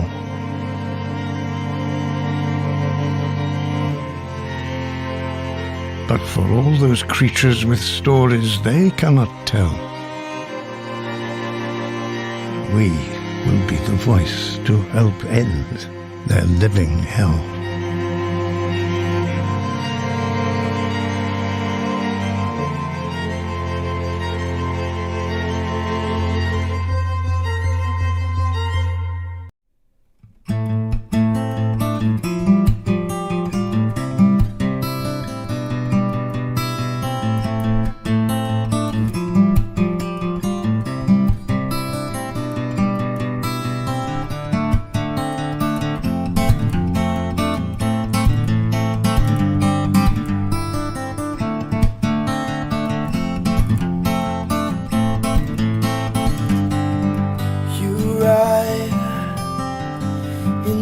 Rising sun, a hidden passenger that I've been taking. Close your eyes, let's forget again. As you drag me down, I will take you in. What are you waiting for? Just surrender here tonight.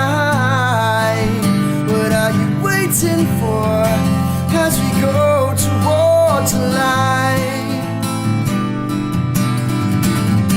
When everything is said and done, looking for answers if only one. Turn our backs, the urge has gone.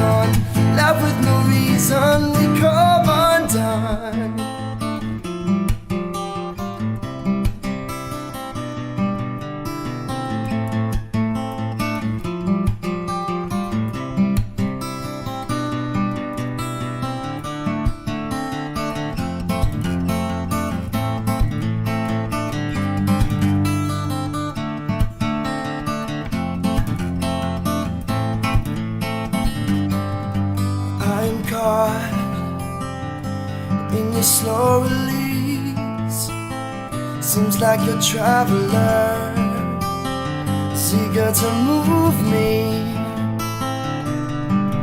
My reflection will slowly fade into another time, until my head escapes. What are you waiting for? Just surrender here tonight. What are you waiting for as we go towards the light? When everything is said and done, looking for answers if only one. Turn our backs, the urge has gone, left with no reason, we come undone.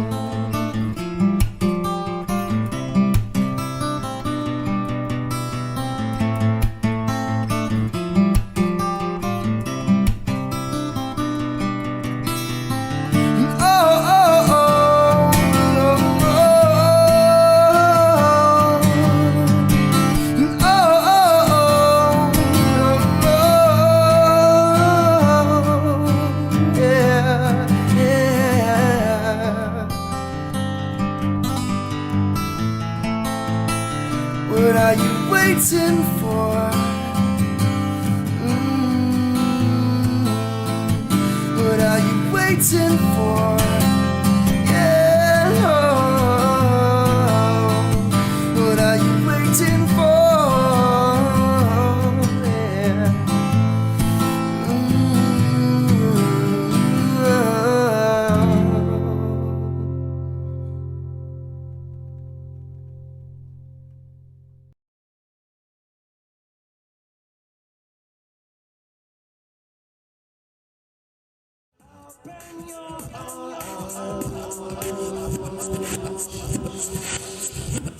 How you doing? My name is JAPP. I'm from Australia. I've been traveling around the world for a couple of years now. Basically, it's my little intro song to get people interested in what's going on. All I do is I loop my voice in the sample. I have to keep saying this, otherwise people don't realize. I press a button on the floor and it loops my voice over and over again, like this. Press a button on the floor and it loops my voice over and over again. I press a button on the floor and it loops my voice over and over again. I press a button on the floor and it loops my voice over and over again. I can add as many different tracks as I like over the top of that, like this one. Press a button on the floor as I like over the top of that, like this one. As I like over the top of it. Okay, so I'm gonna make a tune from the beginning. I'll start with a beat, like a beatbox type thing, like this.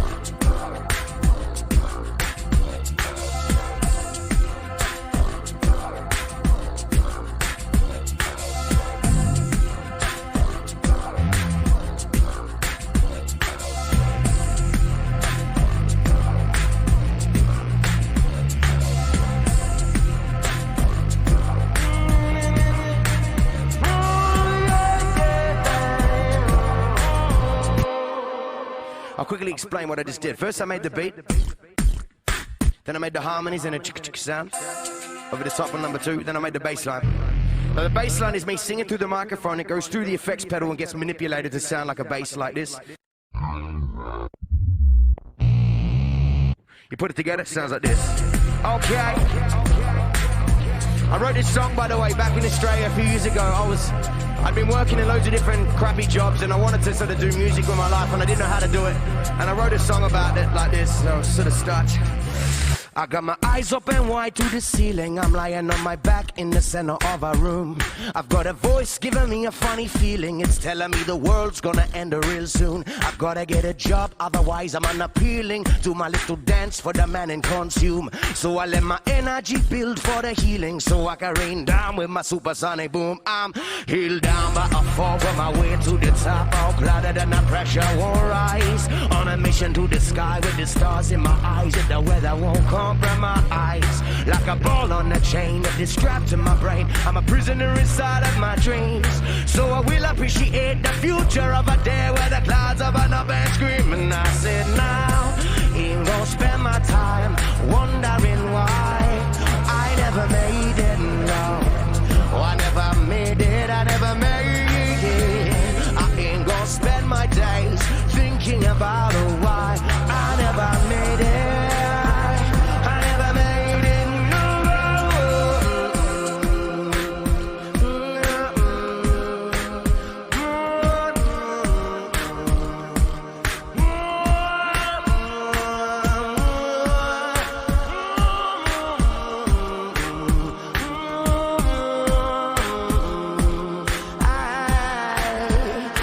The pages of a novel at the bottom of a shelf, I grew stiff yet I keep my pride. Like the one raindrop in the center of a rose, I'm in heaven with the world outside. Like another metaphor to describe my vibe, just a vessel for my conscious needs. So I will appreciate the future of a day where the clouds open up and scream. And I sing now, ain't gonna spend my time wondering why I never made it, no. I never made it, I never made it. I ain't gonna spend my days thinking about why I never made it. I never made it, no. I ain't gonna spend my time wondering why. I ain't gonna spend my days thinking about why. I ain't gonna spend my life wondering why I never made it.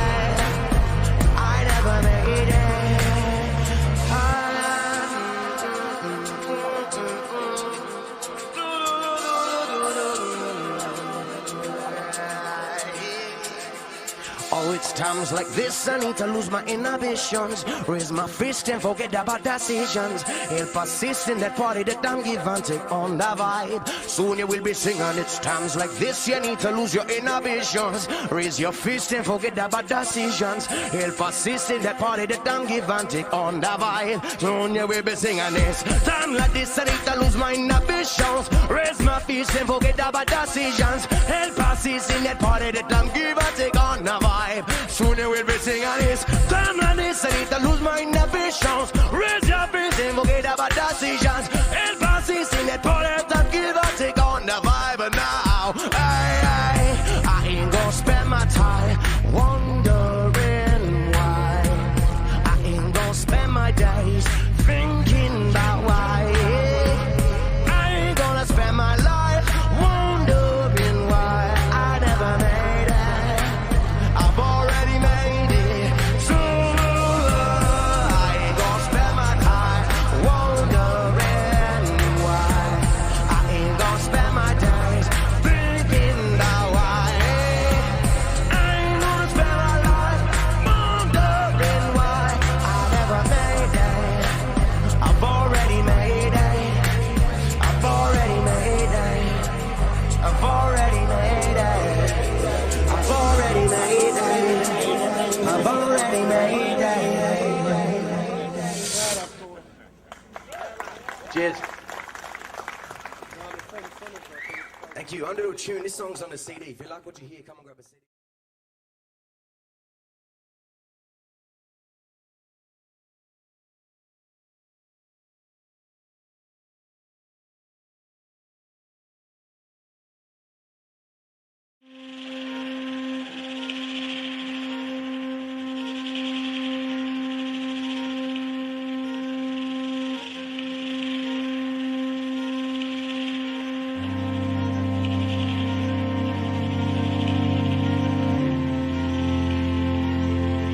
There must be a madness that has taken us all.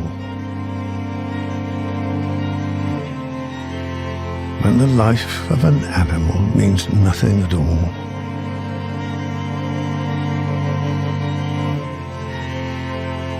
But for all those creatures with stories they cannot tell, we will be the voice to help end their living hell.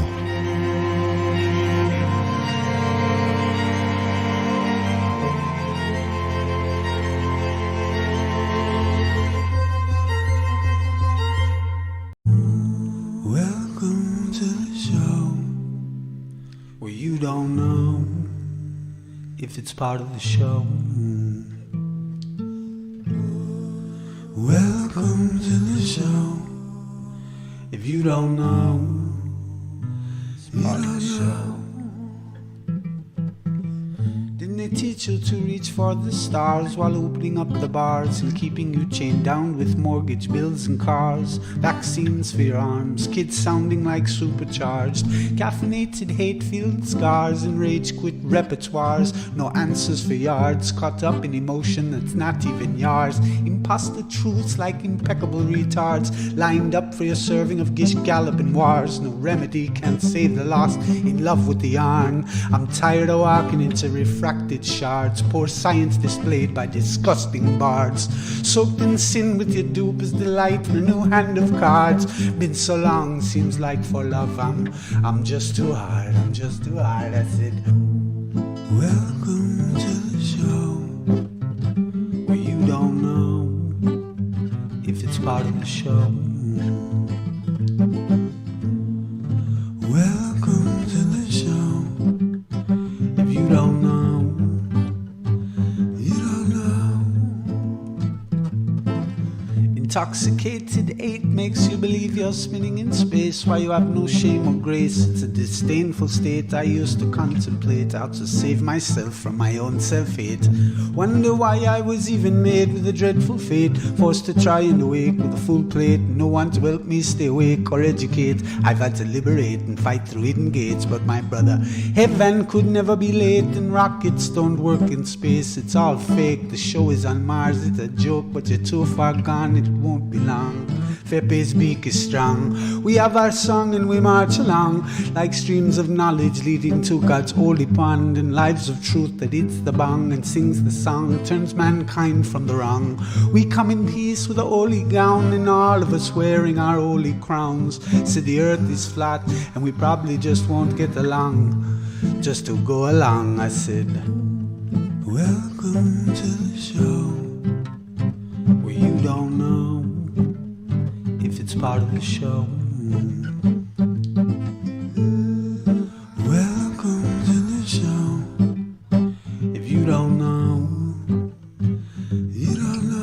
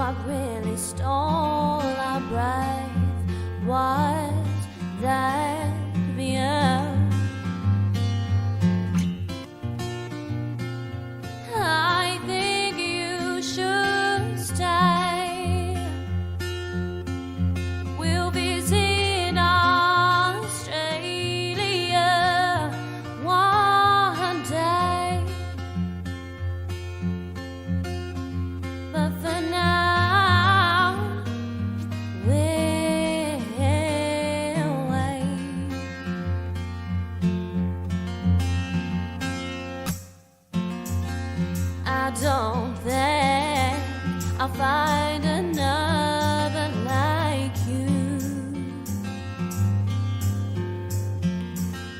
You're just one thing I never want to lose. And there is some days I will never forget. So don't leave just yet.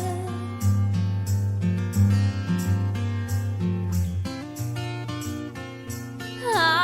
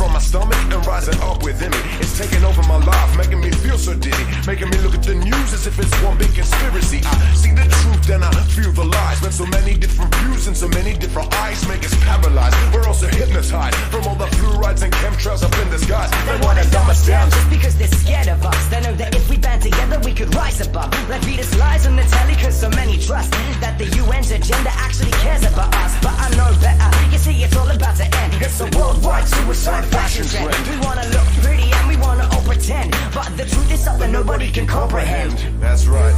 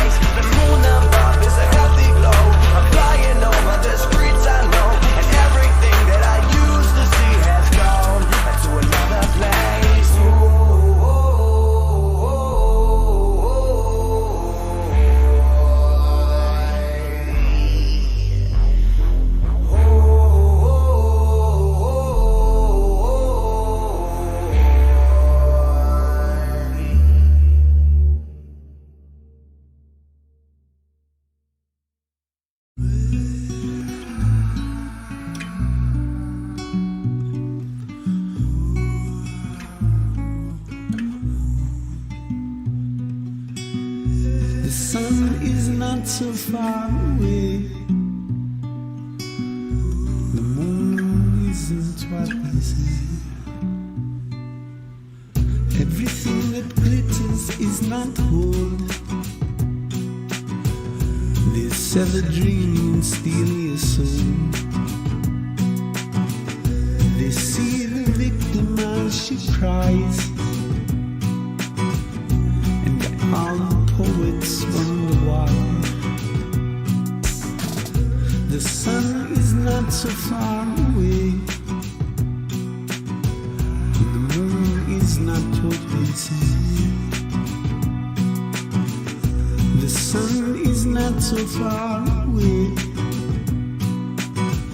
And the moon isn't what they say. 600 miles using stars around the compass was our arm. The lies and love too much to bear. Tell the story, make it fair. The sun is not so far away. The moon is not what they say. The sun is not so far away. Is not what they see. The thinker thinks is on his own. The song adjusting to the tone. And dreams of revolution's dome. The clouds they hide the mystic's home. The sun is not so far away. Everything isn't what they say. The sun is not so far away. The moon is not what they say.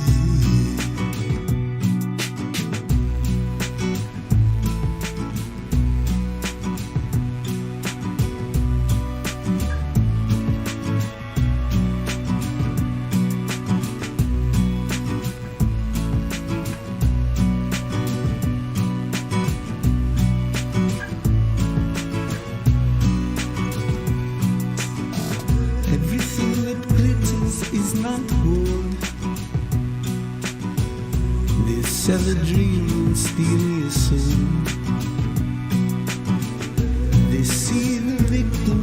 she cries, and all the poets wonder why. The sun is not so far away, and the moon is not what we say. The sun is not so far away, and the moon isn't what we say.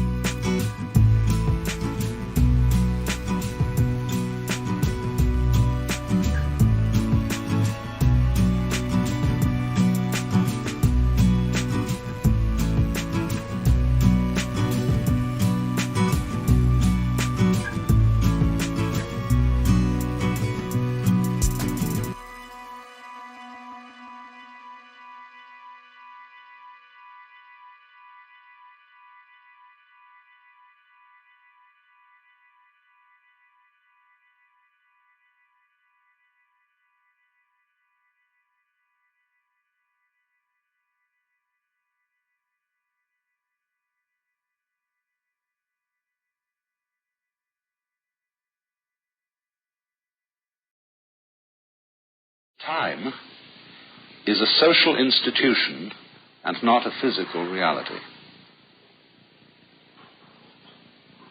There is, in other words, no such thing as time in the natural world, the world of stars and waters and mountains and clouds and living organisms. There is such a thing as rhythm. Rhythm of tides, rhythm of biological processes. But time as such is a social institution. In the same way that language is, that number is, that concepts are, and all measurements, inches, meters, lines of latitude and longitude, all those things are social institutions or conventions.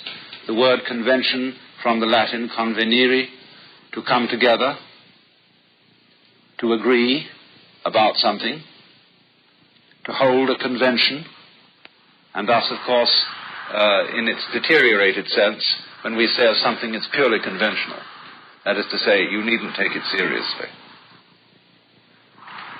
Now, of course, are we going to take time seriously? That is the big question. And it depends what you mean. If you don't understand that time is a convention, of course you take it seriously. And you are driven by time. Time is money.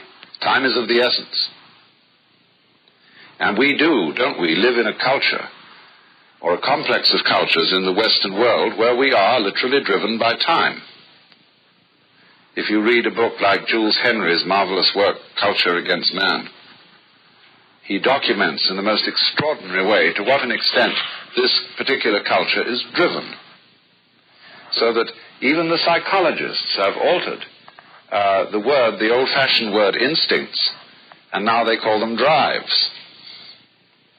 Because there's this feeling, you've got to make that deadline. There's something there you've got to get to. And people feel driven even when, supposing something's going to happen, you've got an appointment coming up. And some people find that in a strange way unsettling. They're so either eager to make this thing or so anxious about it that in between time they can't do anything else. They're incapacitated until it happens, until the blessed event or whatever it is occurs. But in the natural physical world there is rhythm and there is motion. And time then obviously is a way of measuring motion. by comparing motion with some sort of constant. Now, the constant in the question of time is a circle, marked out in 360 or 60 degrees. And that is time. We cause a hand, a pointer, to revolve around that circle at a regular speed, and that gives us a constant with which we compare all kinds of motions and rhythms. And so the clock is just like a ruler and is as abstract as a ruler, and must be taken just for that, which means in a way not seriously, you see. That doesn't mean, of course, that you say, well, from now on we're going to melt down all clocks and use them for something else. Because conventions, social institutions, are very valuable.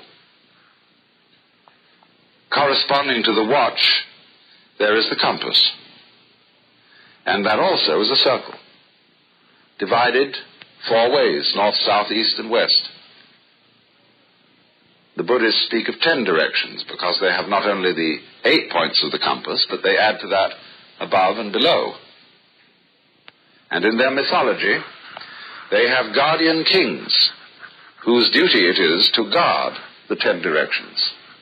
And you see them at the entrances to temples and places like that, all a fearsome aspect.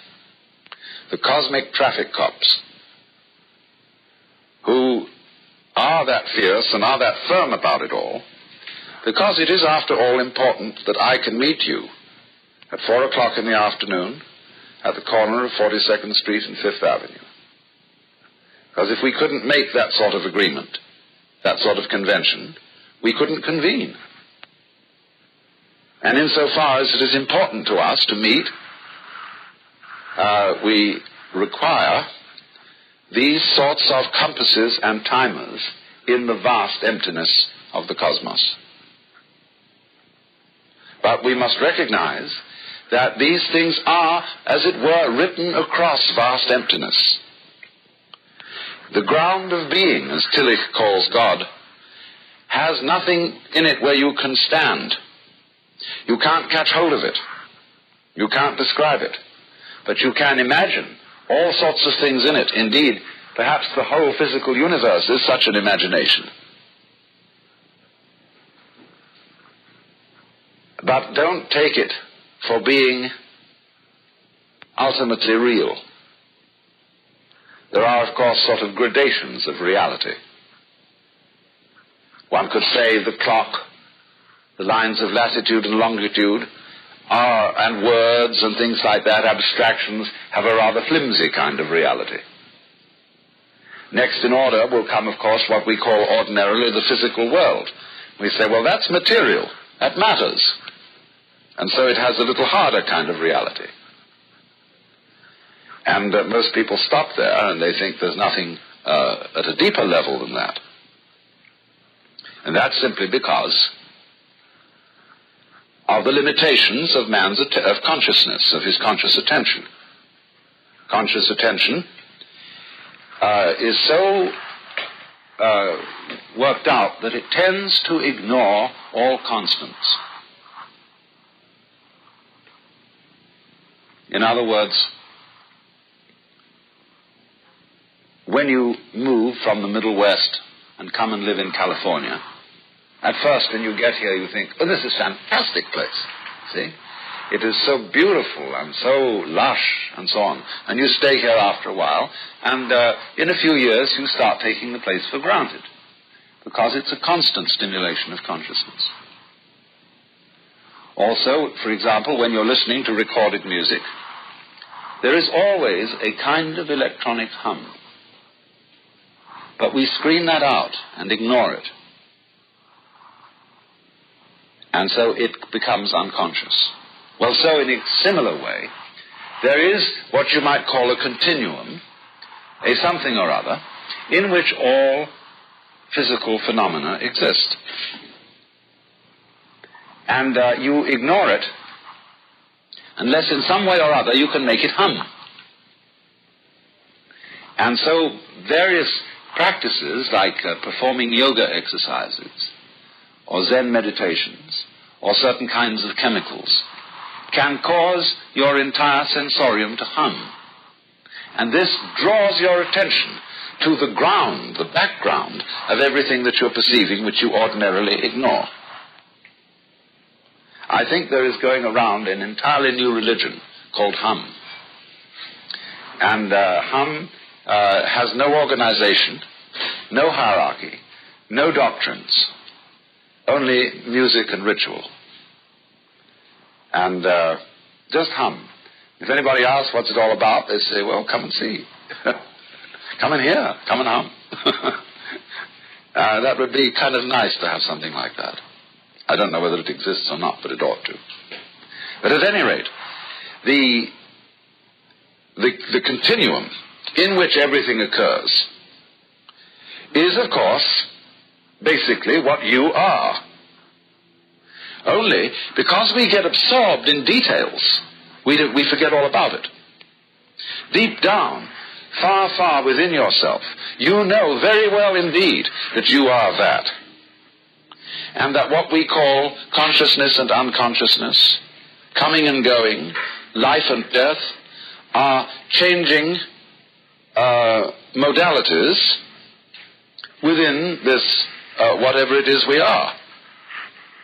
And your identities come and go, your forms, your bodies, your this, your that, it's all oscillating like everything oscillates. It wouldn't hum if it didn't. And so though we are, each one of us, all this cosmos and all this universe, its ground, we don't know it.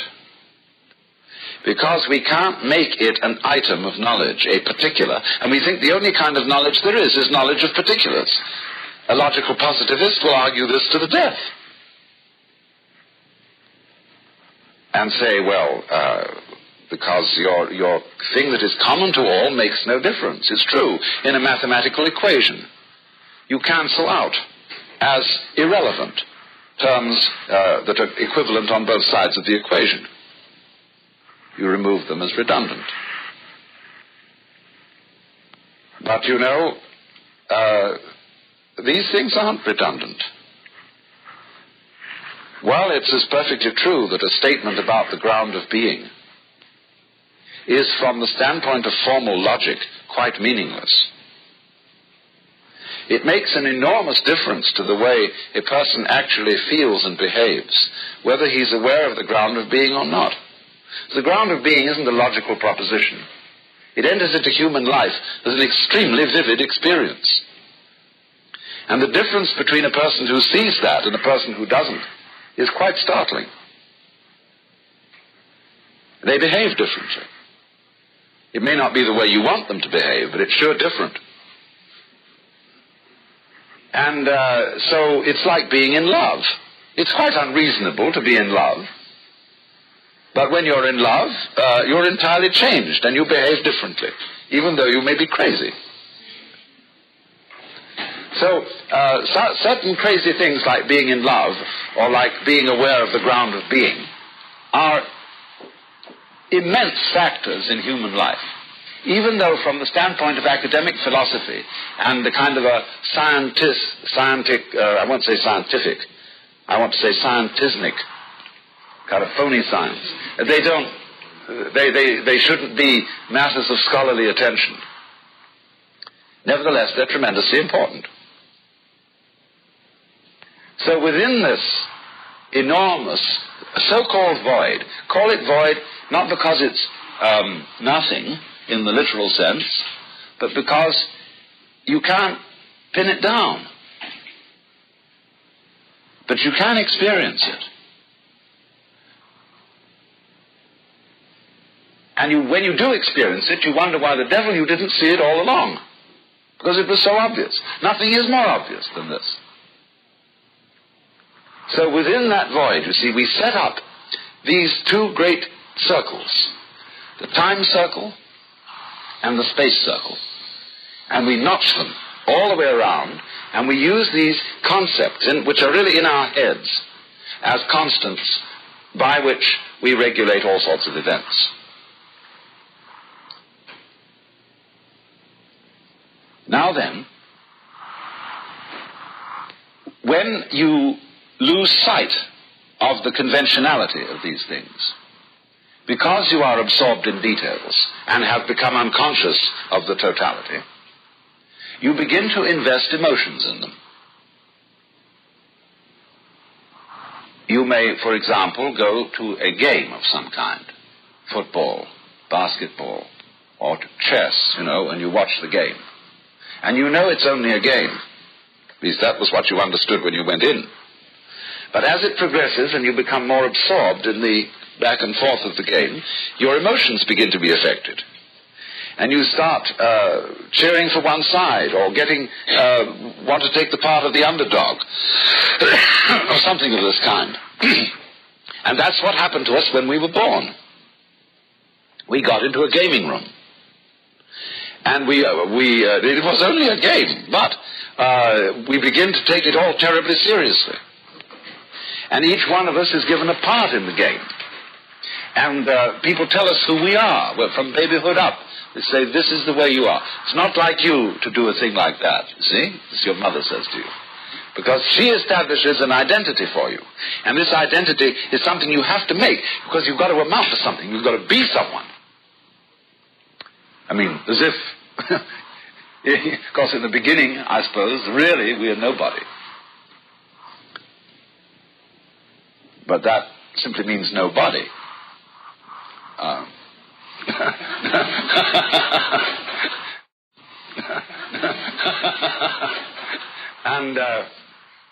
But we are persuaded all along and all through life we begin to build up this precious identity, which is our part in the game.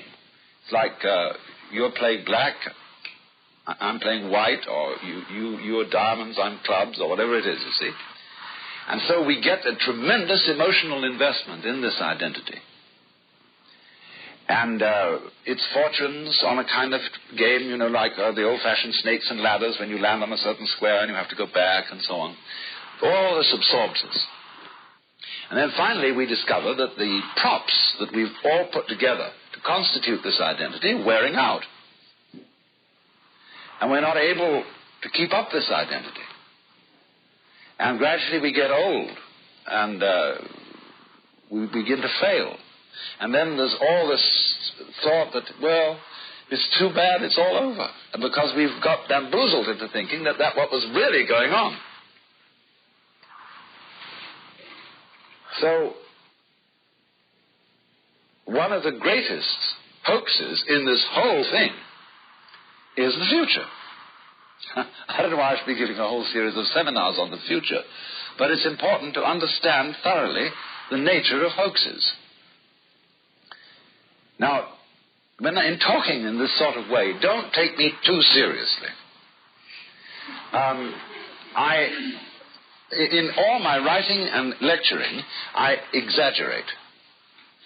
Because if I don't exaggerate, no one will listen. Because all philosophers who take a moderate tone of voice and say on the one hand this and on the other hand that, and after all we should realize that all points of view should be taken into consideration, one reveres them for their calmness and their fair-mindedness. But when you listen to it all, have they stimulated you? Have they given you a new idea? No. Therefore, to teach in any way philosophy, you have to make outrageous statements. But with the warning to your listeners that you're only doing this for effect, to get a point across, to provoke thought. Because my position as a philosopher is not a verbal position. My position as a philosopher is experiential, and not existential, experiential. That is to say, the experience of the ground. And I will take any side, weave all kinds of patterns, but the whole point of doing that is by showing you how various opinions cancel each other out. You can come to the no opinion, to the ground, underneath, and experience that, which is as good, if not better, than falling in love. So, but it's important then, you see, to understand that to some extent, you see, this is a hoax. That we believe that the future is what we're responsible for and what we're supposed to live for. And that we say of a thing which we don't think is any good, it has no future. Now, when you contrast that, which is absolute common sense to most people living in the Western world, it's the future we've got to work for. Contrast that with the Indian, Hindu, Buddhist idea of time, wherein which they feel that in the course of time, everything falls apart. And that therefore, there is nothing to be hoped for from the future. Now, they would say to us, isn't that obvious to you? Because after all, don't you see that all organisms, all entities whatsoever, fall apart in the end? Some go fast, some go slow. What do you mean, the future? Individuals all fall apart, eventually whole species fall apart. Something else comes true. But for each thing that you can consider as an entity, as an individual, as a species, its future is death. And then they say to us furthermore, you think of time as a progress, as something like a stairway or an ascending ladder that goes on and up and up. Maybe it has bumps in it where it occasionally goes down, but it's like a graph, you know, of a successful business corporation looks like this. See? That's how they want their graph to look.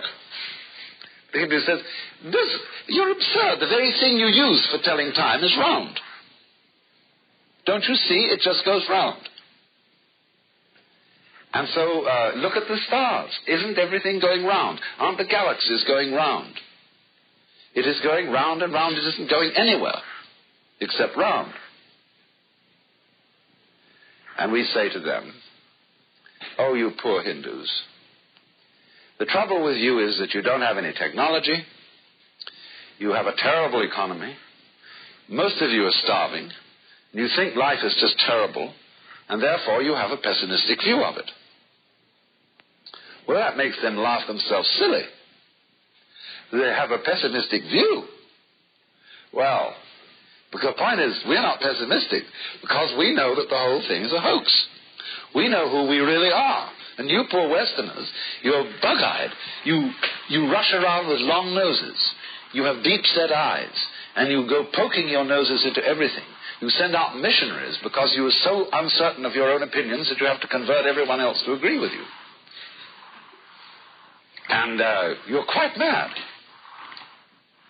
But you live for the future. And poor suckers. All you do, of course, by living for the future is you create a great deal of trouble. Because you think you're involved in a process called history. Now here comes the nub of a very important matter. History. I've had the most amusing discussions with Orientals. And they have really no sense of history at all.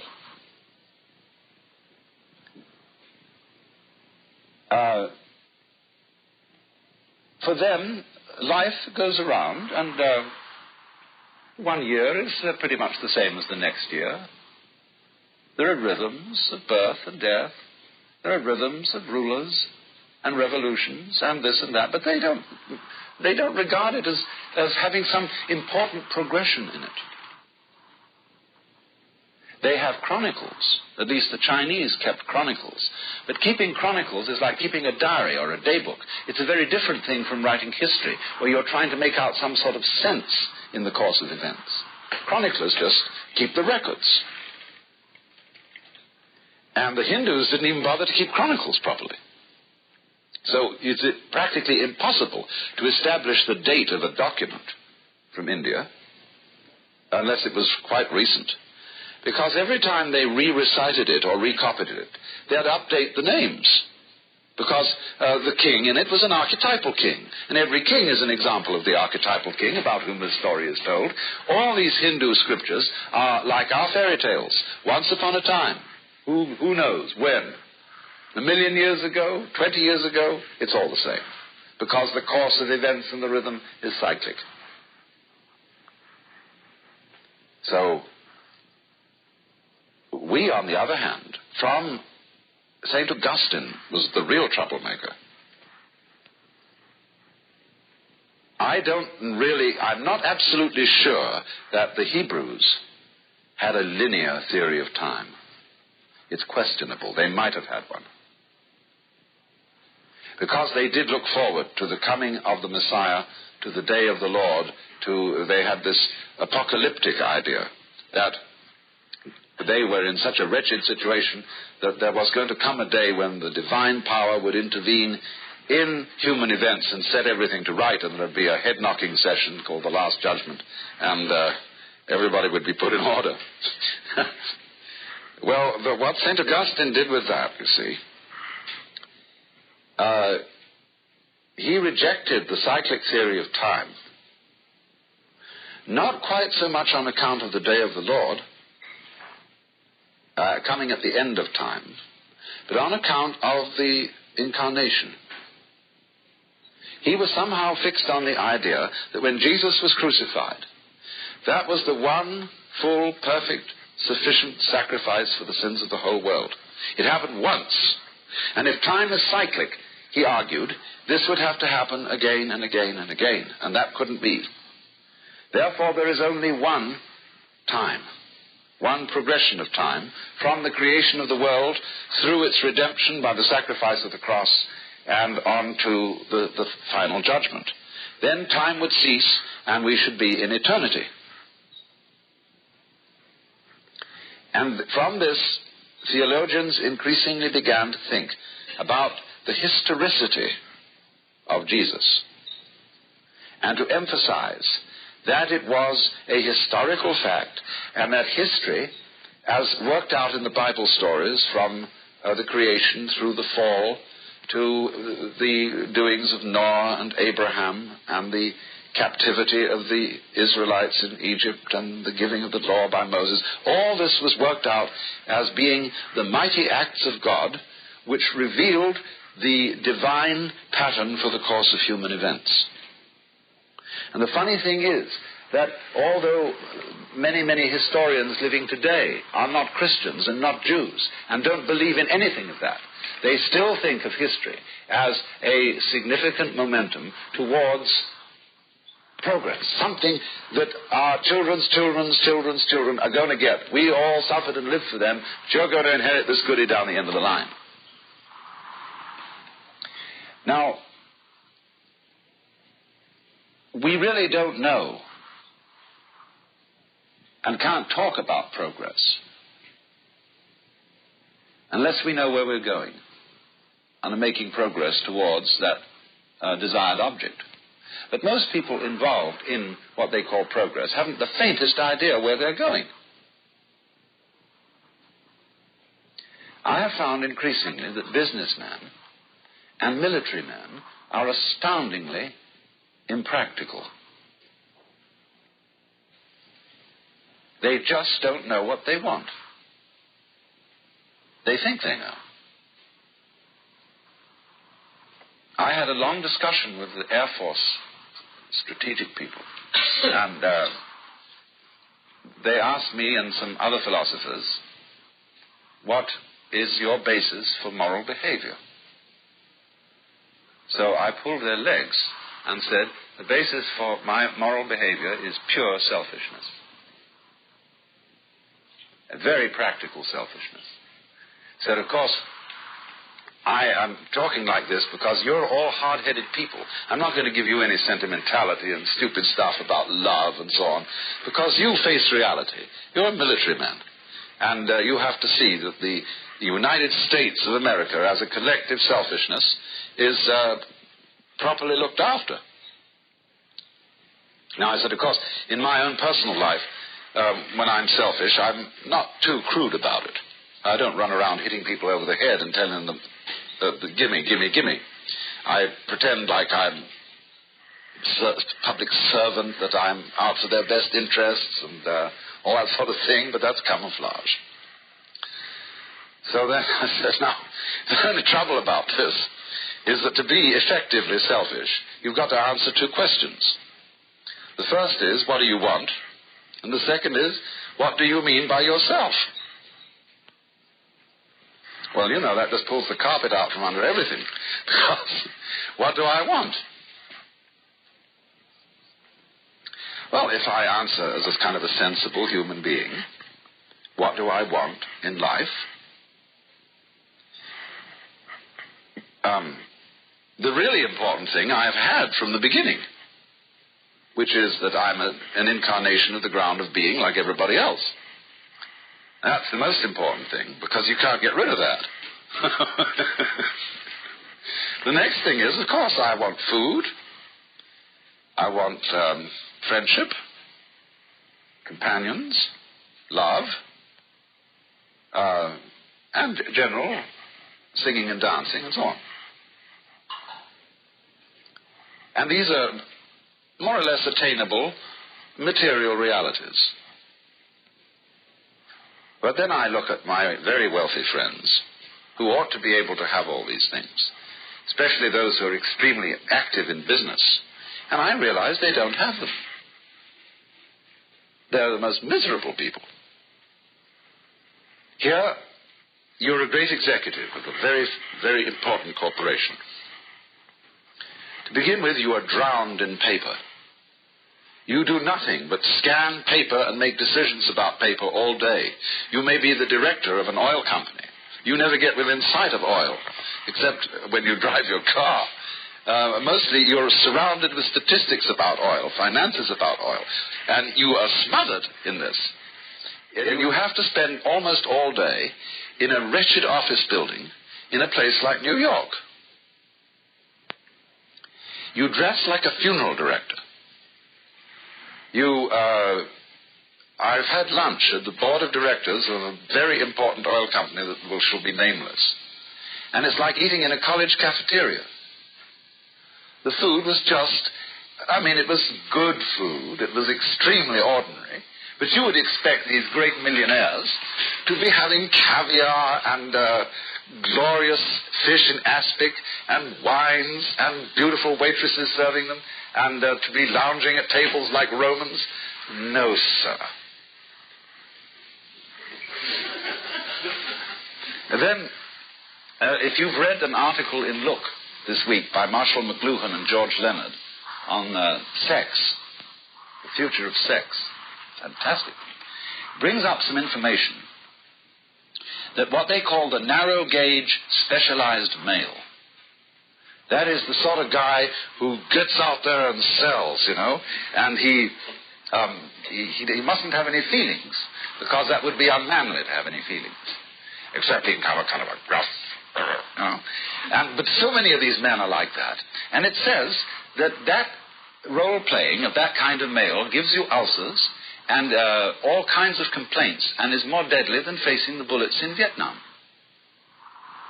And they all die before their wives, because they are engaged in the pursuit of a completely fatuous goal.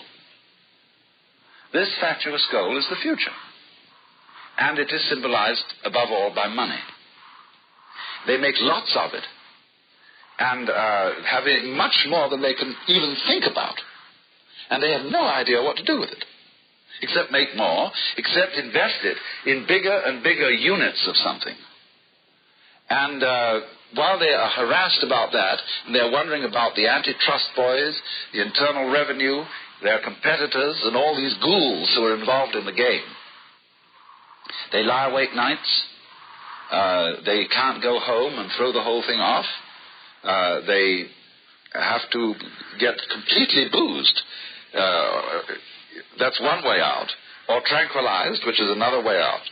Or something or other, in order to take it. And they call themselves realists. You see, they're utterly unrelated to the physical universe. Well, this is partly, of course, because of the education they've received. You see, if you go to an ordinary school, such as we've had since the early 19th century, you discover that your education is purely cerebral. You are prepared to be an executive, a bureaucrat, some kind of clerk. You know the word clerk originally means clergyman, because the clerics were the only people who were clever. The word clever, clear, clerk, cleric is all the same word originally in English. They were the literate people. And therefore they did all the bookkeeping and that kind of thing. The records. But they got away with it, you see, and they convinced us that the records and the bookkeeping is more important than the actual goods being transacted. So that now people, you see, are much happier with money than with wealth. Or think they are. Try to persuade themselves that they are. But they bought a lemon. So this guy, who thinks he works for the future, this great captain of industry, condemns himself mostly to misery. There are a few exceptions, naturally. As I said, I always exaggerate everything. I know a few important businessmen who have some conception of how to enjoy themselves. But I was amused to meet a young one a little while ago who had created one big corporation which had been bought up by another of the biggest shows going today. He was a member of the board of directors, and he said, now, I'm 35 years old. I made an awful lot of money, and I'm going to drop out.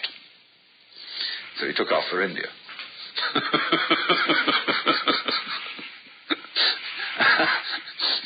Well, then let's go and look. We've had a little look at business. Let's go and look at the military people. And they don't know what they want either.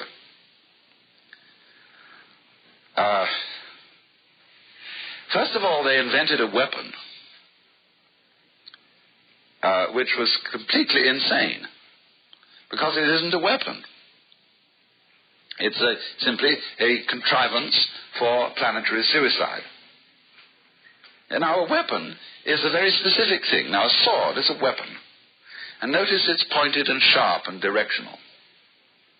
Because then you learn, first thing you have to know about using a sword is where to put it, where to point it.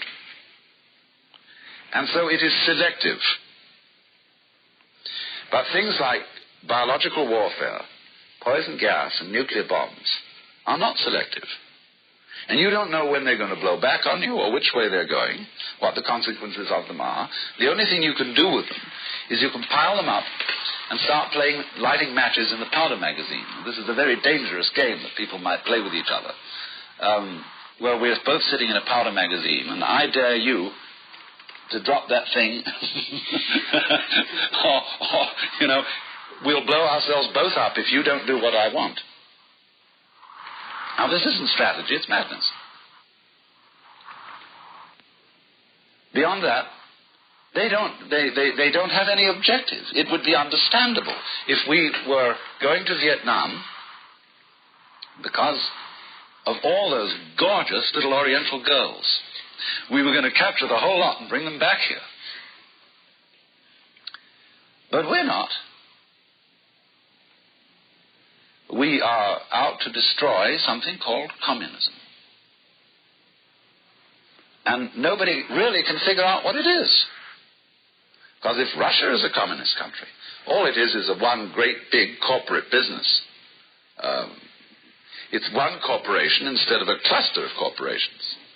And it works rather miserably. And I wouldn't think if you need to fight it, it'll just fall apart. Because it's so boring.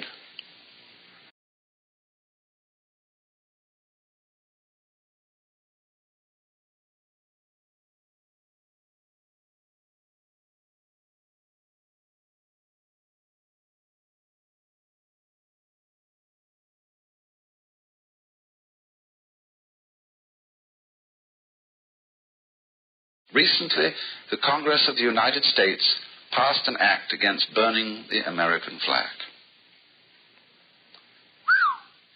Stiff penalties for burning the flag. And those same people who passed that act with a great flurry of patriotic speeches were actively burning up the country for which the flag stands.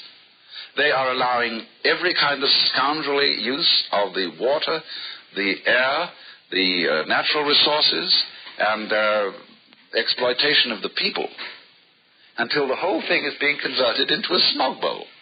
I flew not a few days ago from New York right across the country to Los Angeles, and from New York to Denver there was smog over the whole country, as far as I could see, from 30,000 feet. And this is America the Beautiful. You know, you burn up the flag is terrible. Burn up the country is quite okay. Because these people are confused, completely confused, between the symbolic world and the real world. And so, this historical thing, you see, which is a destiny in the future, always being pursued, is completely destructive. Because technology, clocks, instruments, measurements are fine for people who know how to use them, people who know what they want. But for people who don't know what they want, and who think that the clock is the thing, you know, that's what you need. I mean, the Russians are insane about this.